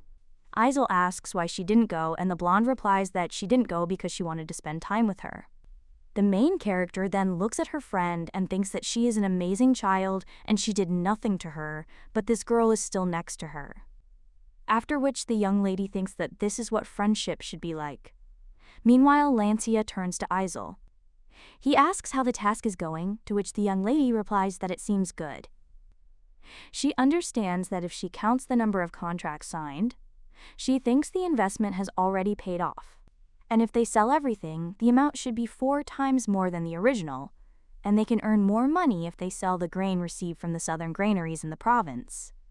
Isel also states that it seems like she will be able to return to school after the festival, after which she notices that there is cream on her finger. At this time, the blonde tells her friend to wait, after which she takes her hand in hers, and she wipes the cream off with a handkerchief, saying she's dirty. The main character is then a little surprised, and she says it's good. She thinks the girl scared her a little. Isel also wonders what those sudden movements are, And where did that timid and shy girl go? Lancia smiles and says it's ready. The main character thinks that this girl is unpredictable after all. Meanwhile, the blonde suggests they take a closer look. The young lady then agrees, but then someone bumps into her, and the young lady gets a little scared. At this time, the blonde asks if Isel is okay, and the guy who ran into her at this time only gets angry. And he claims that he is all wet, after which he turns to the young lady and asks what she is standing there for. And also, doesn't he want to apologize? Isel wonders how he can be angry at someone he pushed. At this time, the guy asks what she is standing there for, and whether she is going to apologize, but the main character only asks why. After which the young man asks whether she asked why, and claims that she is not yet mature enough to speak in such a tone, or that she lived among the villagers where they had not even heard of etiquette. Isel realizes that he seems to have decided from her clothes that she is a commoner, and the girl is wondering whether she should have worn the clothes prepared by Lancia. At this time, the young man turns to the commoner and claims that in such cases she should bow her head and apologize. But he doesn't know how it is in her homeland, but there nothing will happen to him if he plunges him into the eternal sleep of a commoner. Lancia then claims that Isel is also a noblewoman, and the knights at this time think that it seems they need to help the lady, but she replies that she will figure it out. The young man turns to her and claims that if a noblewoman behaves like this, she must be a fallen aristocrat. The blonde insists that Niat and Isel belong to a prestigious family. At this time, the guy turns to one of his servants and tells him to deal with this in their style. After which the servant of this guy approaches the young lady and extends his hand, and also asks not to blame him for this. The main character just looks at him coldly, and at the same time, the knight of Lancia rushes from his place. However, at that very moment, someone else's knights arrive there, and a young lady leads a young man with silver hair. The guy who wanted to harm her is at the same time surrounded by swords from all sides. The brunette then asks what is going on there, but at that very moment Carl approaches him. This guy's servant tries to do something, but one of the knights then says that he better not move, because as soon as he moves, they will cut all his limbs into 10 equal parts. At this time, the brunette gets hit in the face, and Carl asks if he told his servant to deal with this in Ichthiol, after which he grabs the young man by the collar and claims that he will then try to do the same. His Highness at this time asks where this child has gone again, and also how he can disappear in the blink of an eye, but in any case, he is very fast, so the young man thinks where he could go. At this moment, someone approaches the boy and strokes his head. It turns out to be the prince's older brother, and also the first prince named Gladio Becker, and the guy now asks why the young man is alone and where Carl is. The fifth prince replies that the boy has disappeared somewhere, and his brother tells the young man not to worry because the black lions will be there and everything will be fine. The blonde then asks why he should worry about him and claims that he is worried not about him, but about other people. The young man also understands that not long ago, due to the incident with Raven Buckskill, irreparable consequences occurred and Archduke Byron himself turned to the emperor, demanding permission to directly deal with Buskiel, the son who had threatened him.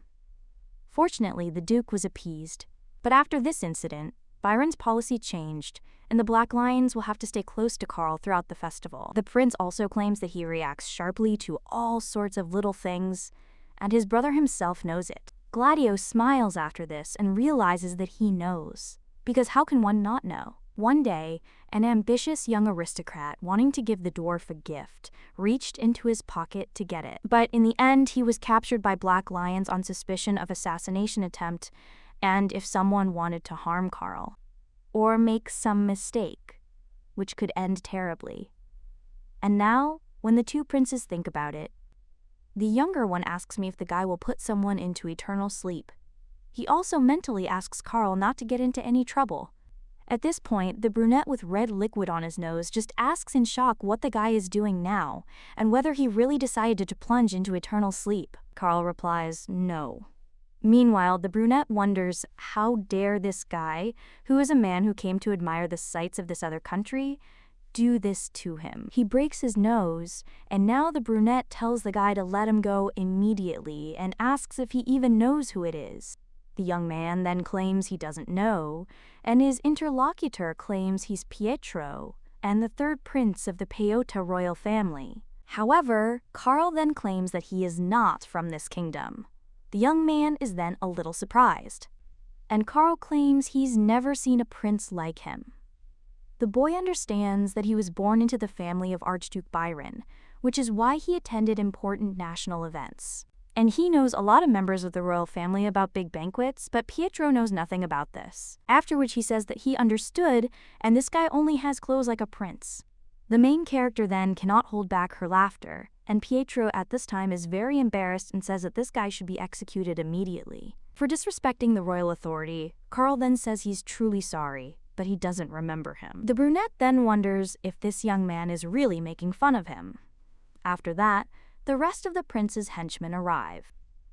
And she also turns to him, and the guy sees and says that this is the end for the guy, and he doesn't even have to ask for forgiveness because he won't get it. The minions then ask what happened to the prince, and he claims that they dared to desecrate peyote and attacked a member of the royal family, so they must be immediately put into eternal sleep.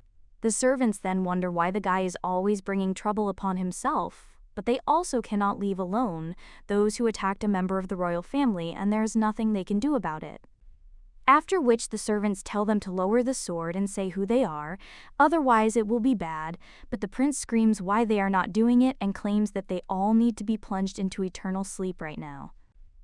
Then one of the prince's servants claims that first they need to find out who is in front of them, but the prince says that he should do it faster, and the guy says that they should reveal their identity. This is the final warning, and if they don't lower their swords and reveal who they are, one of the knights immediately names Byron. And the servant, hearing this, asks if they are really from the Byron family. Then he also looks at Carl, and he is horrified because after this he also sees black lions. He looks at another servant who is in the midst of swords, and he wonders why Byron's black lions attacked Pietro. Black lions are well known on the continent. After all, they are very strong and known for their cruelty, but he still does not understand why the black lions did this. After which he claims that he doesn't know what happened, but asks why they don't all move away from each other first, since it seems like some kind of misunderstanding occurred. The prince asks what this misunderstanding is and tells the servants to simply put them into eternal sleep. The servant then tells the prince that they are the Byrons and asks if he wants to ruin his relationship with that family. However, the brunette at this time screams out what happened to Togo. After all, they attacked a member of the royal family. Therefore, let them immediately plunge them all into eternal sleep, but the servants then think a little perplexedly about who they should plunge into eternal sleep, because it is they who should be deprived of life there. The young man at this time is still screaming for them to plunge them all into eternal sleep, and the servant understands that they cannot attack the black lions, risking the lives of their knights and the prince, so he thinks about what to do. But then someone tells them to stop, and the black lions immediately take their swords from the servant. One of the prince's henchmen then looks at the blonde man in shock and wonders if this is really the first prince of the empire. The young man at this time claims that there is no need for such cruelty at the festival, and he does not know what happened, but let them remove the people. The prince then turns to the services in shock and asks what they are doing, since he said to plunge them all into eternal sleep. However, then someone turns to the villainous prince from Peyote and then claims that if he does not want to have his head cut off, because of the accusation of an attempt on the life of the imperial family in a foreign country, it would be better for him to keep his mouth shut. The guy then looks at the blonde and wonders if he mentioned the imperial family. At this time, the first prince turns to Carl, after which he releases Prince Peyote, and he approaches the blonde, who then strokes the boy's head. The other prince's servants merely walk away, and when the blonde looks at them, they immediately run away and take the prince with them. The main character at this time watches this in shock with her friend, and when their gazes meet like a prince, they stand. Then he suggests they move on and take a walk. The young lady then realizes that this is the first prince who will become the next emperor. and also the last emperor of the empire, whose name is Gladio Becker, a poor man who was guillotined and executed for failing to defend the empire. Another prince approaches Karl and slaps him on the shoulders. Then he tells the boy to stop doing this, because why does he keep disappearing from sight? The main character understands that the child is the fifth prince Ishmael, and since childhood he was Karl's only friend and peer. That is why wherever the Byron family went, Ishmael always looked after Karl, and this time was apparently no exception. At this time, the blonde turns to his friend and asks if he knows at least how many eyes are watching him after what he did last time, and if he knows that they are one step away from being banned from attending the festival, but thanks to the efforts of their older brother, they were given another chance. But he still asks why the guy continues to do this. And the young man then doesn't even know what to say. And he just looks at the young lady, after which the prince also looks at her and understands what it means that the guy followed the girl. Karl at this time claims that he was glad to see a familiar face where he knows no one. And the blonde at this time only approaches him and asserts that it seems that the matter there is not at all about the joy of the meeting. And he also claims that even when the guy returned to the Archduke's office, he continued asking about this girl. What she does, how she lives, and what her family is like. Karl asks how he knows about this, and the prince claims that he is openly demonstrating his interest and thinks that it will not reach him. But rumors about this have long since spread throughout the Archduchy, and everyone keeps repeating that the naive young gentleman has fallen in love for the first time. The young man then, blushing, insists that it's not like that at all, and the blonde at this time asserts that it is clear and let it be his way. After which he approaches the young lady, and he claims he's glad to see her. Iseli realizes that the 10-year-old is ours, with baby hair visible on her cheeks. He greets her with such elegance and courtesy that any grown-up cutie would envy, so the girl claims that she is also glad to see Prince Ishmael, and it seems they often cross paths. The girl also claims that it is extremely difficult to meet someone from the imperial family, and she has had this honor twice, so she considers the word often very appropriate there. The young man is silent for a while after this, and then claims that he simply has the impression that Miss Isel always thinks like an adult, and the young lady is wondering if this is really the case. And the guy replies that yes, her manner of speech and the atmosphere itself make it seem like he's talking to an adult, even though she's only 8 years old. The girl then realizes that, with the exception of her parents, she was embarrassed to act childish or pretend to be one in front of others. That's why she stopped doing it, and besides, a baby doesn't know how to start, so it would be ridiculous to pretend to be a little child even in front of strangers. Meanwhile, the blonde insists that this is true, and Isel thinks like an adult. But how wonderful it is to be so smart and quick-witted and to receive love from a young master and also to do amazing things without any hesitation. The main character then thanks the girl for seeing her like this and also turns to the prince and claims that he also behaves like an adult, and the guy replies that it's because he's already grown up. The young lady then thinks that it is not for nothing that they say that children do not like being treated like children. But after that she remembers something and turns to the young master Karl. She thanks him, to which the young man insists there's no need to thank him, as he only did what he had to. The main character, however, insists that she can't ignore the fact that he stood up for her, and that if he hadn't intervened, trouble would have been inevitable. The girl understands that, to be honest, the situation did not pose any particular danger, since Lancia was followed by about 10 knights responsible for her protection, because what could have happened to her at all? At this time, the young man is only embarrassed, and the main character is wondering whether he really is the main character of the novel. Just think that this shy boy would later grow up to be a cold-blooded man, from which there will be a chill, and she just can't bring herself to believe it. At this time, the first prince turns to Isel and Karl, who say that it is now time for them to return back. He also tells Miss Isel and Miss Lancia that he's glad to see they're unharmed. The blonde then asks if the prince knows her, and the guy replies that he can't help but know the only daughter of Count Rogan, and he was worried that the young ladies could have suffered, but seeing that this is not the case, he can breathe a sigh of relief. The main character claims that this is all thanks to young Master Byron. The guy then becomes embarrassed and claims he didn't do anything special. However, someone then turns to him and claims that accepting someone's gratitude is also a great virtue. After which the young man states that he is glad that Isel is safe and sound, to which the young lady smiles. And he claims that it's all thanks to him, after which the girl bows and the young man does the same. After which he smiles. Then the prince declares that it is now time to say goodbye and that the hour when they should have returned has long since passed. Carl then says goodbye to Isel and says he's going. The main character does the same, and he says they'll see each other later. After which the young man feels a little embarrassed thinking about it, and he turns to Isel, after which he states that he cannot go anywhere for a long time, and the descendants of the direct Byron line must serve tirelessly on the border for about 10 years. The main character then asks if he is serious and understands that this is something like fulfilling national defense duties. At this time, the young man claims that this is why they apparently won't be able to shine in the future, and he wants to ask her for something. The main character then asks what it is about, and the guy shyly asks the girl. Later he marries her, to which everyone is very surprised, and the young lady asks if he is talking about marriage, after which she wonders if he's really proposing to her out of the blue. The guy, meanwhile, insists that his father always says so, that if there is a person who saved your life, then spending the rest of your days with him is a great happiness. And besides, in his entire life he had never met such a stunning girl.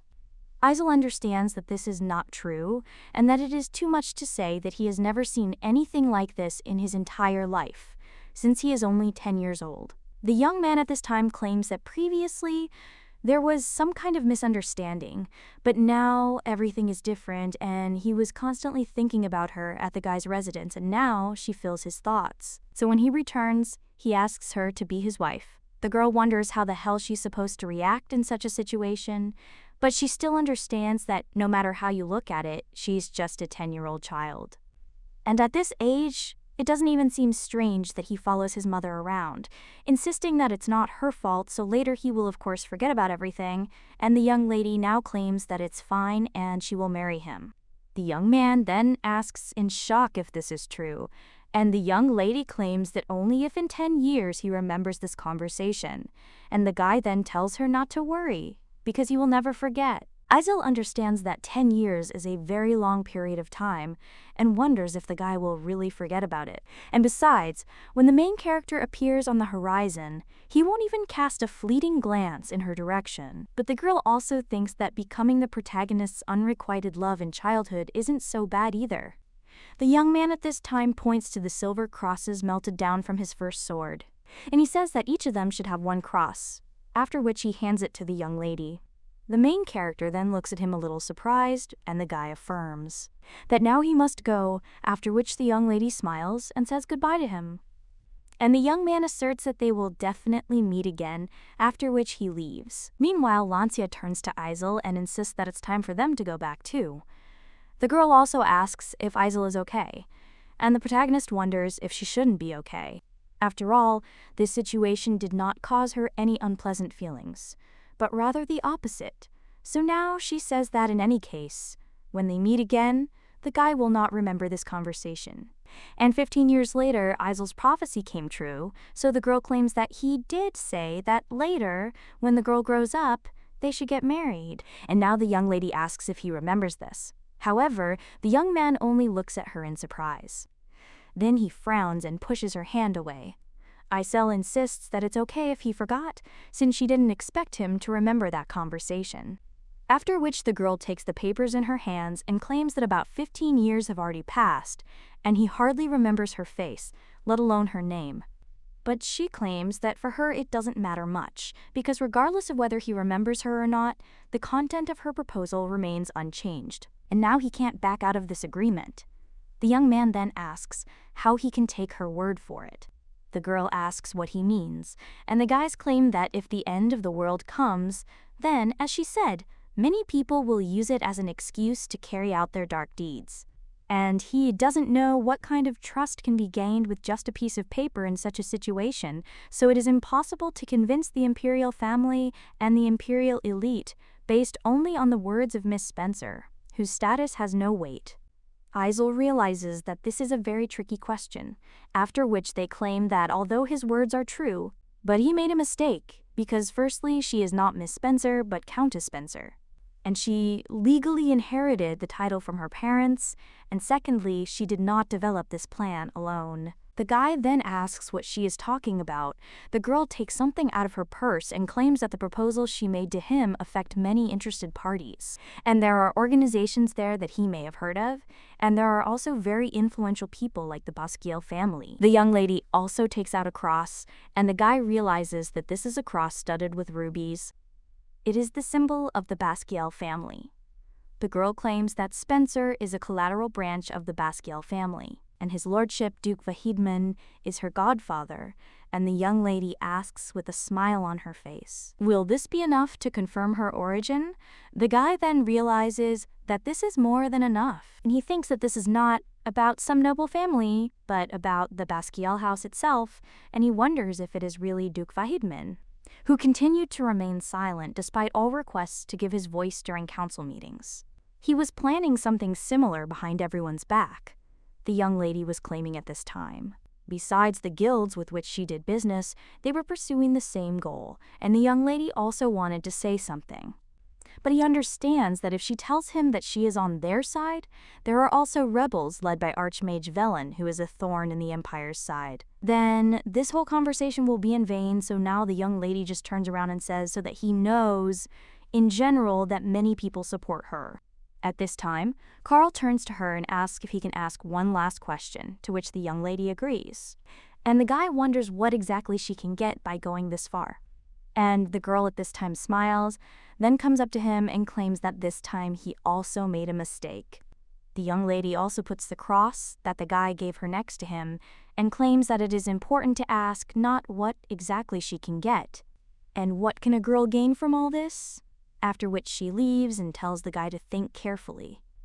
What exactly can he get? After which she leaves, leaving him alone. But when the young man looks at the cross in his hands, he is shocked and, squeezing it in his hands, he wonders if this girl is really the one he is thinking about. When the main character returns to the estate, one of the servants says that she worked hard. Isel asks if there were any reports of the teacher's arrival, and the servant replies that there are none. The young lady then says that as soon as the message arrives, he should report it immediately. The guy then claims that he is listening and states that the hot bath is ready and asks if the mistress wants to take it right away, to which the girl replies that she should, and the guy replies that he'll give the necessary instructions then. A little while later, the main character is already lying in the bathtub, and he wonders if 15 years have really passed. But the end of the long journey is approaching. The girl also thinks that this time was more than enough for that shy and timid boy to turn into a man completely cold, and this was enough time to change Isel's situation. 15 years ago, thanks to Vahidman's assignment, Isel's business expanded significantly, and the flour mills and Soledov, which were idle, were in disarray. They were grouped into one guild and placed under the control of the Spencer family.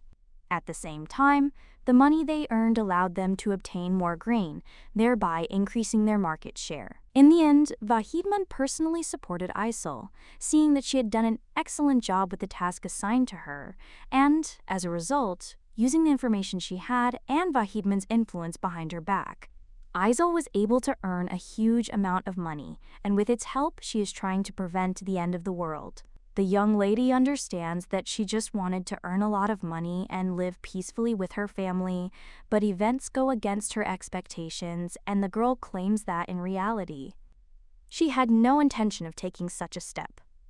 The young lady also understands that she was the mastermind of the plan to save the world from the very beginning. It was Vahidman, not Isel, and when did he conceive this project? Isel was one of the key figures in the idea, but now she's taken over the leadership and oversees all the work. Now she can hear anyone knocking on her office door. And he tells this man to come in, after which a servant comes into the room and tells the countess that the table is set. Therefore, she can start eating, and the young lady notes that it is good, and she will also come down soon, and the guy should call Vesemir. The girl says that when she returned home, she met people who were calling that the end of the world would soon come, and she thinks they need to be dealt with. Just like in the original story, Vesemir held the Nine-Tailed Guild in his hands. He controlled information in the capital under orders from Isel, and his role was to do his best to spread more peaceful and optimistic things. And now the main character turns to the servant and then asks how her mother is feeling. After this, the guy just looks away. And the girl realizes that her mother's health has begun to gradually deteriorate, and 2 years ago, she finally fell ill. Her condition worsened sharply due to the severe cold, and although the woman was provided with good medications and a doctor, her health never recovered. The young woman also understands that this is one of the reasons why, despite her fortune, she cannot leave this place. Now the main character tells the guy to take good care of her mother, and although her father is always by her side, it is hard for him to cope with everything alone. The guy then agrees, but also claims that he almost forgot, because Miss Ermund arrived in the morning and invited the young lady to lunch tomorrow, after which the guy asks if she will go. Isel replies that if this is an invitation from Lancia, then of course she will go, and the guy claims that then he will make the necessary preparations. After this, the young lady sighs, and looking at her hands, she realizes that she is almost there. The young lady also thinks that she wants to quickly escape from this irritating daily routine and settle in some quiet place, because then her mother will be able to recover and she will finally be able to fully rest.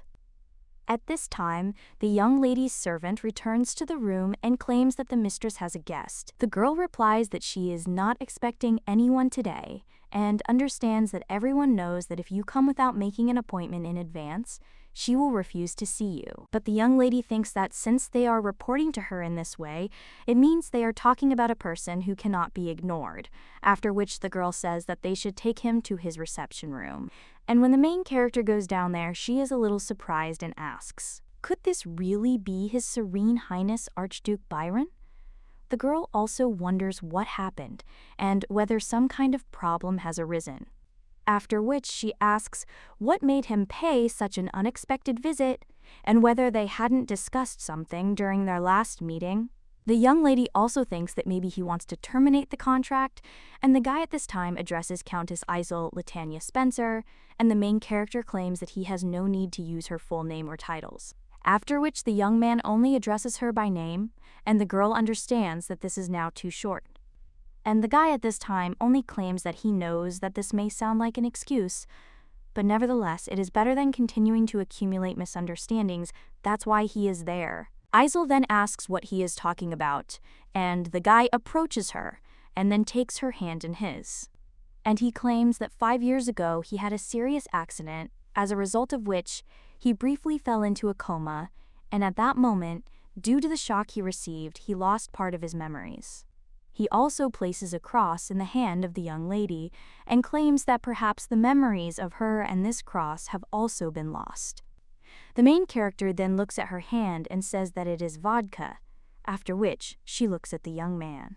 And he says that he also has such a cross, and he also always wore it until he lost his memory, so he thought that it was a very valuable thing, and he tried with all his might to return the memories associated with this thing, since he considered them very important. But it was as if he was swimming in a deep sea, and no matter how hard he tried to think, nothing came to mind, but now he claims that everything is different. And the young lady, with a smile on her face, claims that she is glad to hear this, after which the young man only becomes embarrassed. He then rejoices, claiming he wanted to meet her and apologizing for not remembering her. The girl then claims it was an accident, and she understands. And after this, the young man smiles, and the young lady understands that seeing the traces of awkwardness on his face, one can say that his memories have returned only partially. After which, she sighs and realizes that she assumed that he would forget her, which is why she was not very touched by his confession. And the guy at this time claims that even if she understands everything, there is no justification for the fact that he made such a weighty promise and completely forgot about it.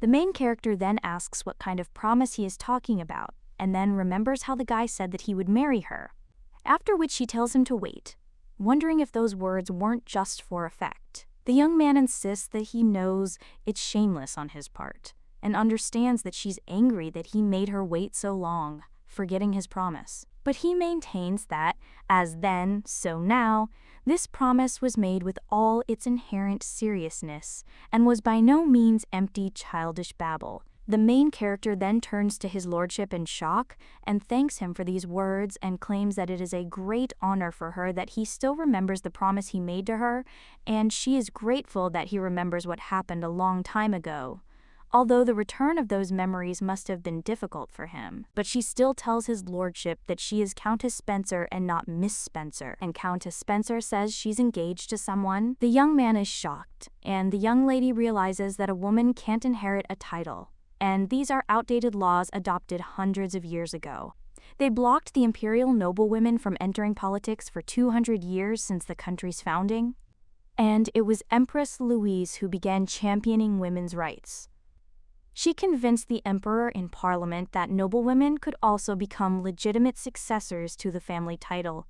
As a result, a law was passed allowing noblewomen to inherit the family title, but in return, certain conditions were set. The woman had to be married or have a fiancé. And although this is not complete equality with men who can inherit titles even without marriage, it is still a step forward compared to the era when a woman's inheritance of a title was something completely impossible. The young man asks her if she really has a fiancé. Meanwhile, the main character just sighs, and she understands that she thought it was nothing more than a joke, and wonders if he says that he remembers that promise. At this age, 10 years old, the young lady also understands that she has, of course, consigned him to the treasury of her childhood memories. And until now they had never crossed paths, so naturally she thought that he had forgotten about everything. Now the young lady asks if the guy is okay, and he replies that he is completely fine. And the girl understands that it looks as if everything is completely the opposite. The young man is lying there sighing.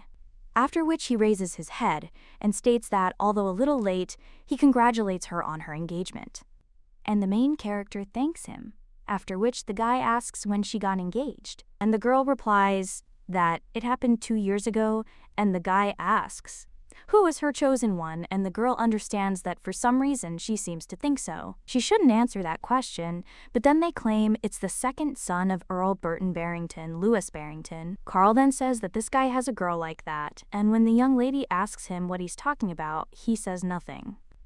And he says that since the girl contacted him 2 years ago, it means that the wedding should take place in the near future. The young lady replies that she doesn't know and thinks it's too early to talk about it, after which the young man asks why. And the girl claims that, as he himself knows, she has a lot of things to do right now. And she understands that she initially got engaged to Louis only in order to inherit the title. Earl Barrington, a longtime friend of her father, had 2 sons, and unlike the eldest, who chose the path of a knight, the second was a withdrawn and timid child. Earl Barrington, who was an easygoing and courageous man, always tried to teach the boy to be strong but failed. And it was this very child, Isolde, who was drawn into your machinations, quiet and taciturn. The same age as Isol, but the most important thing was that he was very smart, and the girl appointed this very Louis. She kept him close to her as her secretary and treated him very harshly. And of course there was nothing surprising in the fact that such a guy agreed to an effective engagement with Isol, and the girl said that she would give him freedom as soon as they finished this matter. And the guy, like a poor prince captured by the evil witch Isol, desperately wanted to free himself. Although he is not even a house elf, he continues to ask for release day after day, and the girl thinks that, in any case, even if the sky splits in half, she will never marry Louis. The girl also claims that there are many circumstances preventing them from holding a wedding ceremony in the near future, to which Carl replies that he is glad to hear this, but then still says that he did not say anything. And he claims that he hopes to hear good news in the future. He will also continue to work to ensure that the contract signed today is presented to Parliament in the best possible light and receives good reviews, and he is sincerely grateful to Countess Spencer for her dedication and commitment. But the young lady says it's not worth it and claims that she will walk him to the door.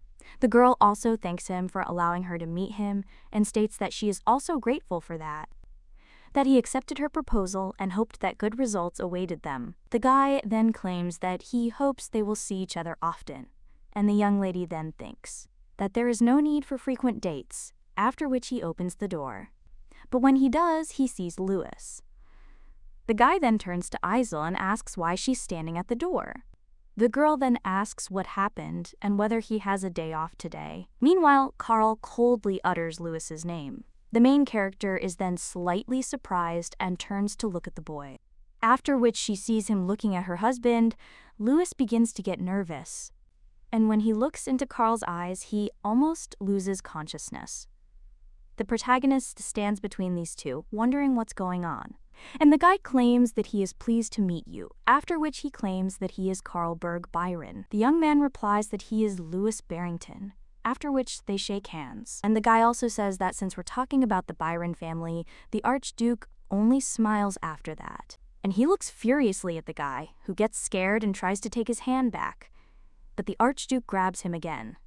And Carl claims that he heard from the young lady that the guy is her fiancé,